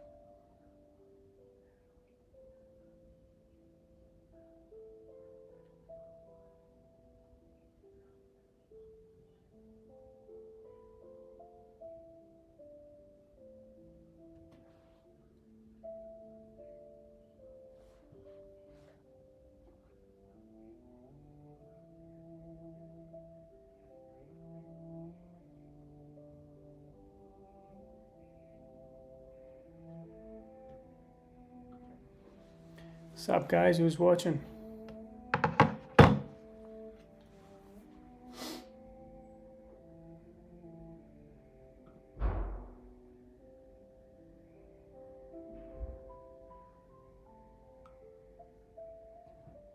Why not? There's no one leave any message for so far.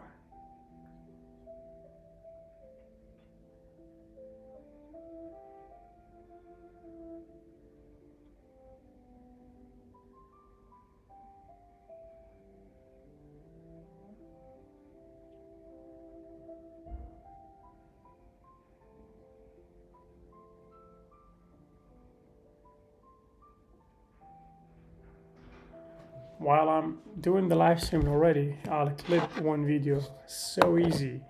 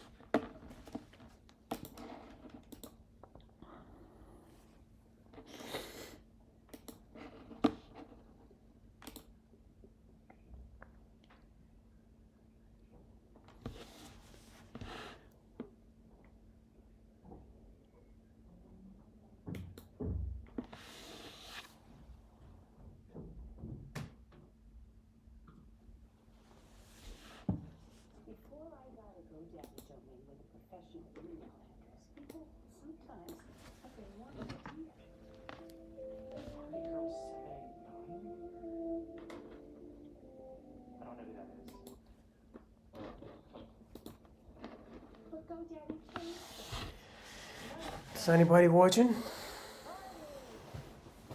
can see from here there's a few watching, but I actually make it invisible just for myself.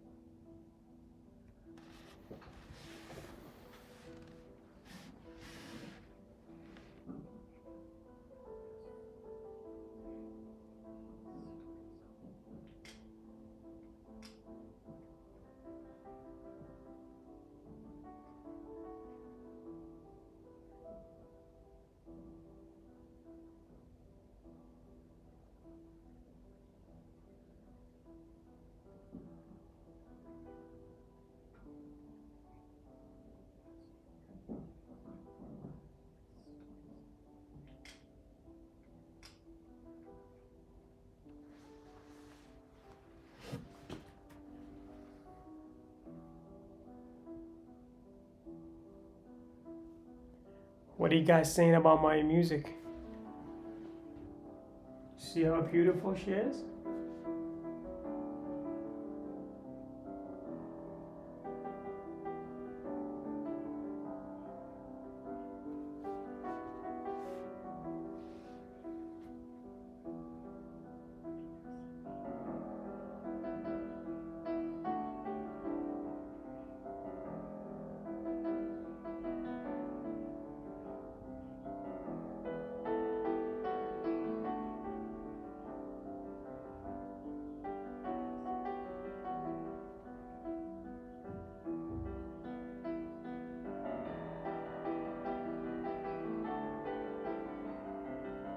Brilliant. I absolutely loved it. So relaxing.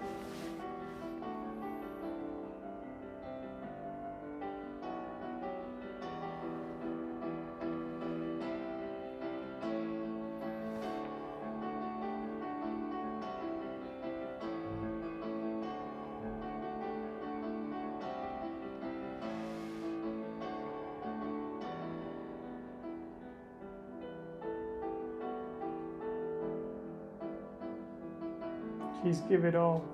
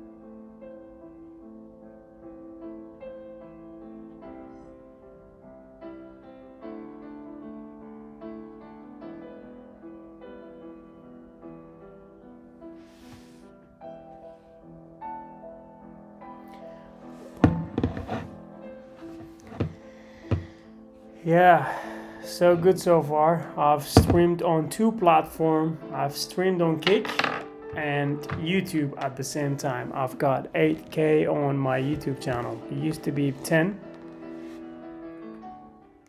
but I stopped for a while, so it dropped to 8.5, which is not that big number, it's not, it doesn't cause me a lot of damage though. I'm not doing it for the numbers and followers, and I'm not doing it for all of that. I'm doing it here for entertain. I might entertain better with IRL, but I'll do that in London. I'm thinking to move to London in a month from now, and I'll be able to stream from London, because I think people in London believe in this, and I think they're not really offended by camera. I feel they more open, even though they upwork, they're really tired. They got 2 jobs, they barely paying the bills, behind the bills, it's a lot going on in London. I think they won't be worried about a cameraman walking around with the camera, so I guess it's gonna be best place to do content is London in the UK so far. So I'm moving to London a month from now, and yeah, excited, looking forward to see what's gonna happen.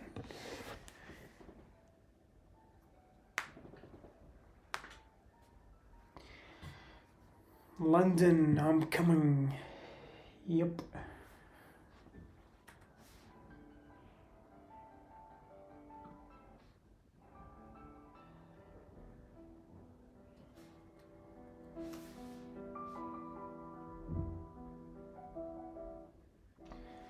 So for now, I'll be streaming from the house 2-3 times a week, till I move to London, and I'll be streaming from London also 2-3 times a week. Could be indoor or outdoor, doesn't really know yet, but that's how it goes. If I want to stick into Kick, that the best place for that is London. There's a few streamers I can team up with. I haven't seen too many in Manchester. The thing is with the UK, the algorithm very limit here. They limit the algorithm. They don't want a lot of people to go viral, so they limit the algorithm for a purpose, for a lot of reasons. I will be not able to break it down for you, but you obviously can tell there's a lot of people do a lot of content every fucking day, but they still got nowhere. There's a limit for the algorithm. They control the algorithm. We don't want to go into politics side, but it's so obvious that every content creator they knows it. The algorithm is very controlled in the UK, and it's not for good. Trust me, it's not for good.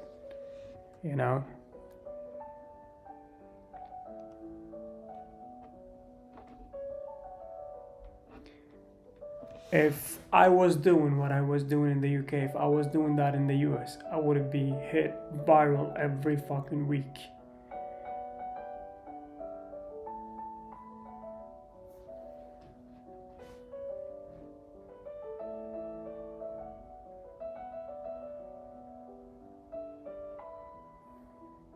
But that won't stop me from doing content.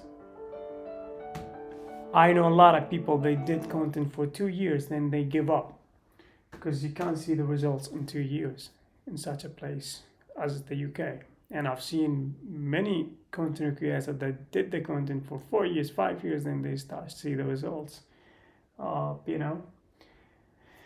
So far I've been doing it for 2 years, and I can't, I can't compromise this, because I love to doing it, even though it's so hard, but I just gotta do it. It is what it is. I like things where they challenge me the most. I'll show you. Sounds great.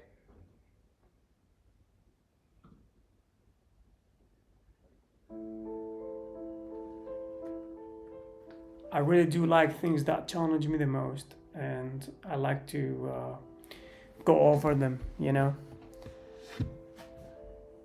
So social media has been challenging me for about 2 years. And trust me, I won't break and I won't leave it. And I've been told to leave it from a lot of people. But I consider life, it's a fucking game. If you play it big. You know? I mean, not money-wise, bro. We can see. They start doing pranks, they end up in a White House, shaking the president's hands. And they start doing YouTube pranks. They end up in a White House. They end up politics. They start doing pranks, they end up entrepreneur. They end up in real estate industry. And they start doing pranks. So, obviously, we all can tell where this is going. You know? I can say social media, all the platforms, they need videos daily. They need a lot of videos. You know how much we consume foods in a day? Social media needs more than that. We consume videos every fucking minute of our lives. Literally every minute, bro, we consume screens and scrolling all the time. Social media does need a lot of videos every fucking time. So, you see how much food we consume? Just as much the food, social media needs its food as the videos. You need people to entertain, you need people to upload videos, because the videos a month ago, you won't see them today. You need only the videos of today or approximately 2 days ago. Okay? So social media keep constantly consuming videos. It's like fucking calories. It burns videos like that. So no matter how smart you are, you think you upload videos, you just need to fucking push more videos as possible. And I can tell you, the easiest way for that is just live streaming. If you can stream in the street, like IRL or something, for 10 hours, bro, that will get you a lot of videos. Trust me. That will get you a lot of videos, but you need obsessive cameraman. Either it could be your brother, your partner, your friend, like closest friend, who's very crazy on camera, like he knows where this is going. You guys gonna smash it in a year. I know a lot of businesses, what I can say, they are how far they are from $1 million or $2 million or $3 million. They are too fucking far from money. Like, and they are businesses. I think they need to be having the goal where they can reach money. I think they need to be very clear where they're going. Social media, you can actually crush a lot of businesses in 3 years. You know? Your bank account, you're gonna smile all the way to the bank if you got the teamwork where you can produce videos every fucking day. You're just gonna smile all the way to the bank every fucking day. You just need a teamwork. Okay? It's like a setback for me. I'm not producing anything so far. Just sitting here in my house, doing a little bit entertaining with my camera and everything. But trust me, there would be a time I would go all in. I did go all in this year, but everything went south on me. I injured my back and suddenly I dropped everything suddenly from my hands. Because back injuries could be the worst thing that ever happened to a human. There is no treatment for the spine whatsoever. You know, unless a very long time rehab, I can say. You need at least 2 years to heal out of the back pain. But it will heal. And I'm healed. I almost 90% healed. But still, when I injured my back, it was just fucking shocking. I dropped everything. I was like literally saying, listen, let's drop everything that I've been doing because it was very wrong. If it wasn't wrong, I wouldn't have ended up in a fucking emergency department. I was doing a lot of things wrong. Let's drop everything. And one of the main reasons that I stopped doing the gym content, because I was interviewed a lot of remarkable people in the UK. But I stopped doing this for a reason as well. When I injured my back and I've seen myself struggling and no one would come on and help. No one was coming and help me at the gym when I was injured my back. I was like, I will never do that content ever again. I am the guy who was going to the gym every day, shaking people's hands, lift them up, and give them a little bit, like I boost the energy a little bit every fucking time I see them at the gym. But when I injured, bro, I was dying on the ground. No one come on and ask me what the fuck you need, what do you want? That time I was like, you know what? I'm not gonna advise anybody to show up here, bro. Let's let everybody where they are, bro. Well, that's what I thought at the minute, bro. I was like, I'm not gonna train either. I just want to fucking stand up. I can't get up out of my legs, bro. I feel like I'm paralyzed. That day I will never forget it, bro. But I dropped my content, you know. I dropped my content because of my back injury. You know, my confidence dropped to zero. My power, I become powerless, bro. I just don't know what the fuck I can do with the condition that I'm in at the time. But thank God I'm back slowly, one step ahead at a time, better than nothing. I'm actually back at it now, slowly. My back heals, and you know, it was a shocking thing to take. It wasn't easy, but you know, I swear down, guys, if anyone through what I've been through this year, you won't actually show up at least 2 years again. It will take you 2 years to show up, but I'm built different because I'm very consistent and I can apply that formula everywhere in my life, everywhere. Very consistent to the point where you can't believe it. Like you say, you boring, you know. That's why I'm like, you can tell me I'm a boring guy because I'm very consistent, you know. But sometimes my brain, my mind asks me for new experiences. That's why I change cities, I change jobs, I change content. I want new experiences. I change books, I change my clothes. Very rare because I hate going buy clothing. Like I really hate, that's the only thing I hate, to go and pick up my clothes. I feel like it's a time waster. There's a lot of things like, it makes me distracted. I don't know what to buy. There's a lot of things, bro. You just go there like you don't know what to buy. Like I will just, you know, grab me any t-shirt, like any black t-shirt, white t-shirt. I don't care. I don't want to waste my time looking for what I'm gonna wear. I don't care. This is not my flex. My flex could be my knowledge, you know, the information in my head. That's my biggest flex, and my health, and when I'm going, and where I come from. That's the flex in life, not what I'm wearing, not what watching my wrist. No, it's my knowledge. I having this conversation with my colleagues once. You know, I hope he's watching. He said, I want to fix my teeth. And the guy is very good looking. I was like, bro, that's not a flex. If you really wanted to flex in life about your knowledge, about your health, about your information, when you have good information, when you have a lot of information, you can shut everybody in front of you. Not your like a physical appearance. Not that anymore. We live in a society where they fucked up in the head. You can easily tell. You need to be professional at speaking. You need to be professional at talking. And how you have to, bro, what we can do besides we're talking, you know, you need to be professional talking. So I think that's the biggest flex.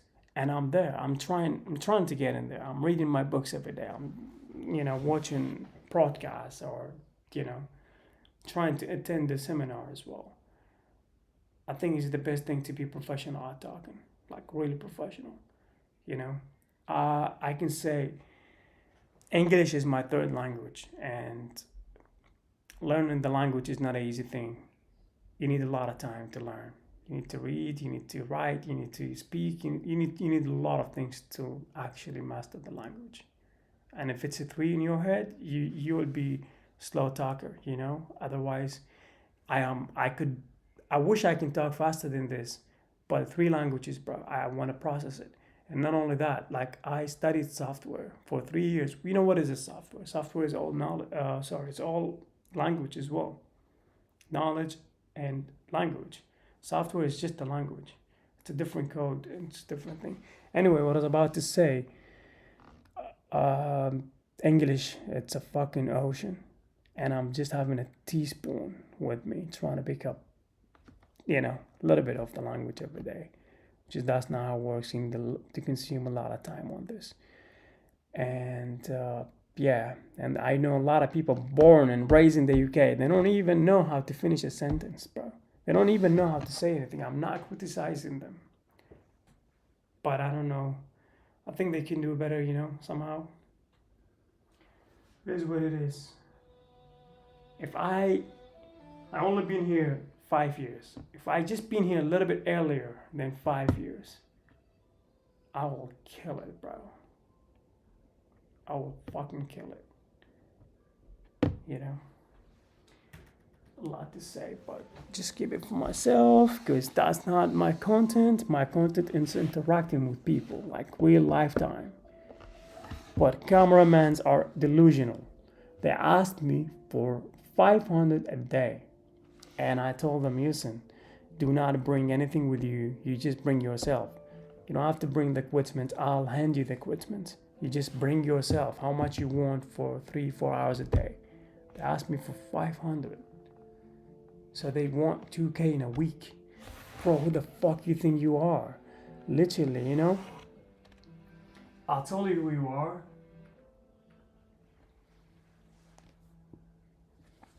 I've said it in the previous live streaming, but the audio wasn't good. I'll just say it one more time. I told you who the fuck you are as a cameraman. You just fill up with ego.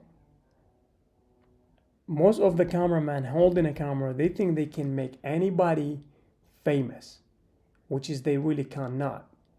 You know, they think they can make anybody the president of social media, which is they really cannot. The only thing they make, it's themselves full of ego. They feed their ego every day while they hold the camera. They feed the ego instead of fucking success. They make a fraction of money and that's it. They go nowhere. What have you been done before? I was a cameraman for a couple years, and so what?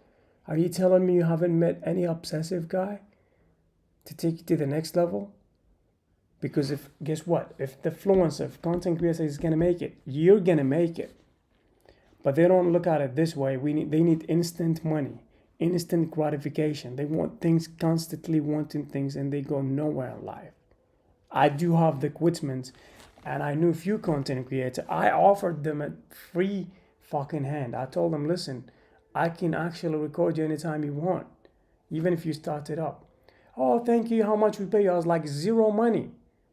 Because I know I've been there. I needed somebody to film me. So I will ask you for zero money. If you're the guy, I will film you. If you're the person, regardless she or he, I will fucking film them every fucking time they need me. Because it's hard to get a genuine cameraman, like really hard, bro. Like really hard. Go have a conversation with them and come back to me. You will thank me for what I'm making, you know, for what I'm fuck. I don't want to speak too fast. What I'm highlighting to you now. You will thank me for that. They're so delusional, bro. I'm not upset, but I'm just telling you their reality in an aggressive way because I felt a little bit aggressive about them, bro. I don't know. They give me that fucking feelings, you know? Bro, most of the content creator in the US, they make it because they believe in teamwork. It is not too much hassle to tell somebody, listen, this is gonna work through social media. That's why in the UK they a little bit behind because they don't believe in teamwork. They don't want to go do any content together. They just don't. They need money right away. I know there's poverty everywhere, but listen, that's not how it goes. You gotta sacrifice a season of your time, of your life. That way you get zero paid, but then eventually we get more of you ever dreamed of. So when I start to cutting hair, I start 3 months without getting nothing paid. 3 months from 9 to 10 every fucking day, zero paid. But then I become good at it, which is I make a little bit good. I can also still call it a fraction though, don't get me wrong, it's not that fucking big anymore, but you know, all the jobs, they're not paying much anyway. Yeah, but what I was about to say, like, if there would be a season in your life, whatever that you love, whatever that's your hobby is, you won't get paid for a couple months or a couple fucking time that you will not get paid, but then afterwards you will get massive pay. That'll apply on jobs. You want to start it out, you know, applies in the skills, you know, start it out, you won't get paid, but then eventually you get a lot of money. So the cameramans, they don't believe in that, bro. They want instant money. Every time you see a cameraman, go have a chat with them. Just stop them and have a chat with them. See what they will say. And tell them, what's your price? I'll need you for an hour a day. What is your really price? They will just don't know what to say. You know, they say, what's in your mind? I was like, okay, what's in your mind? And they will start saying, you know what? They start playing smart. You know what? Let me tell them in my mind like a fucking 1,000. You know, I was charging 1,000. I'll ask you for 800. Yeah, 1,800. You're right. Thing is, I'm not pissed about money. They say you see things expensive because it depends how much you make, okay? But realistically talking, I've seen things from your perspective, how much a cameraman can make. I can see they're not making more. If they does, I do have the fucking camera. I would have quit my job and be a cameraman. You know? They're not making a lot of money. They make fraction of money. But I don't want to get into it because I feel like I'll be fucking ego. That's what I feel if I get into it. The major value in life, it's not what are you getting, it's what are you becoming. That's the major value in life. And I don't want to become that person where I end up nowhere. You know? Anyway. Don't know what I keep talking about this stuff.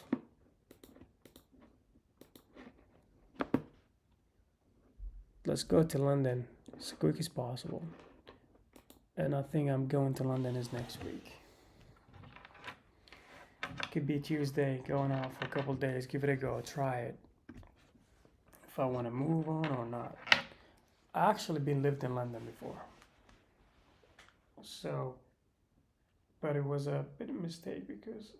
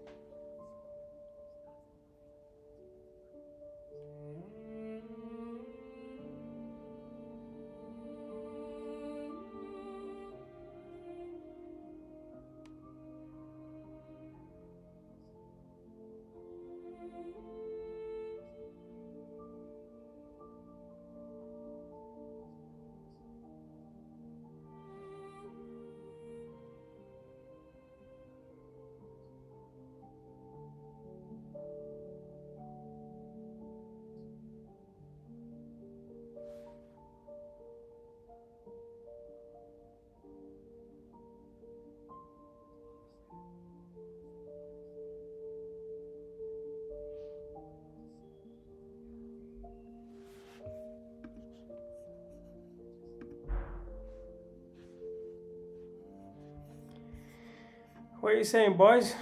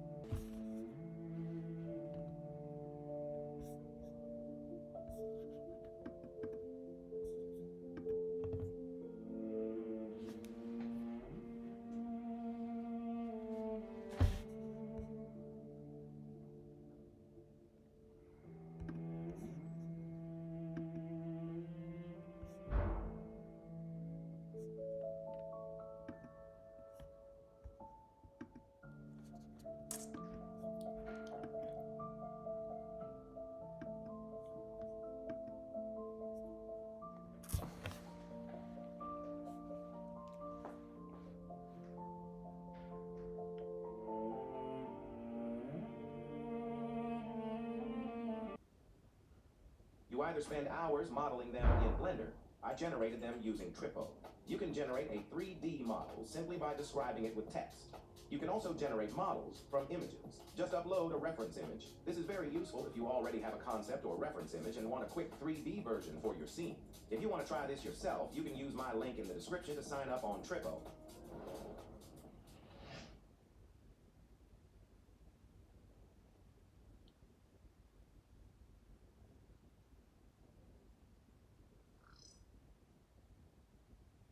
Spending ad budget on leads that don't lead to revenue.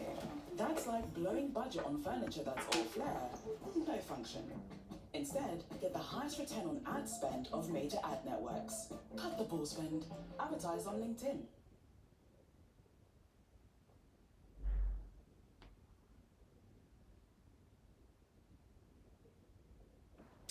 Right, boys. It's time to go hit the bed. It's my privacy time. I wish I could stay for more, but it would be a time when I can stay for more. But so far, let me go hit the bed because tomorrow I'm working. Got to hit the gym, and the day is almost gonna be copy best. Beside the energy, you know.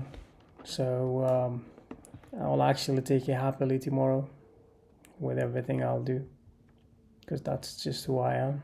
You know, looking forward. It's a blessing to wake up in the morning and train and go to your work and drive and listen to your songs, read your books, have your coffee, have a nice chat, call your family. I mean, those the best routines, I guess. What else I can do? Till I move to London, I'm gonna be under a lot of pressure because London is the capital. I grew up in Sweden. Sweden used to be 9 million. London by itself, 9 million. I'm in two different fucking situation here, but I better deal with it. I've been in London since I only been in London once when I actually moved from Sweden to London for 6 months. I was in London. I was like, this is chaotic, bro. I can't keep up with this. So I moved from London. But now, since I've been in the UK 5 years, I guess I know how the UK works. So I better move to London because I'm doing live streaming now, and live streaming needs a big capital city like London. Ignore me the way I look now. Just super tired. I've been working about 15 hours, you know, gym, work 10 hours and drive and do this and a lot of things. But Yeah, no complaint. It's all blessing. It's all gift. It's all gift from God, and whatever we have to use it to the maximum. To the maximum. You know. But yeah, I perform with team. I can do better if I do have the team. And I seems to ask about this a lot nowadays, but what should I do, man? You know.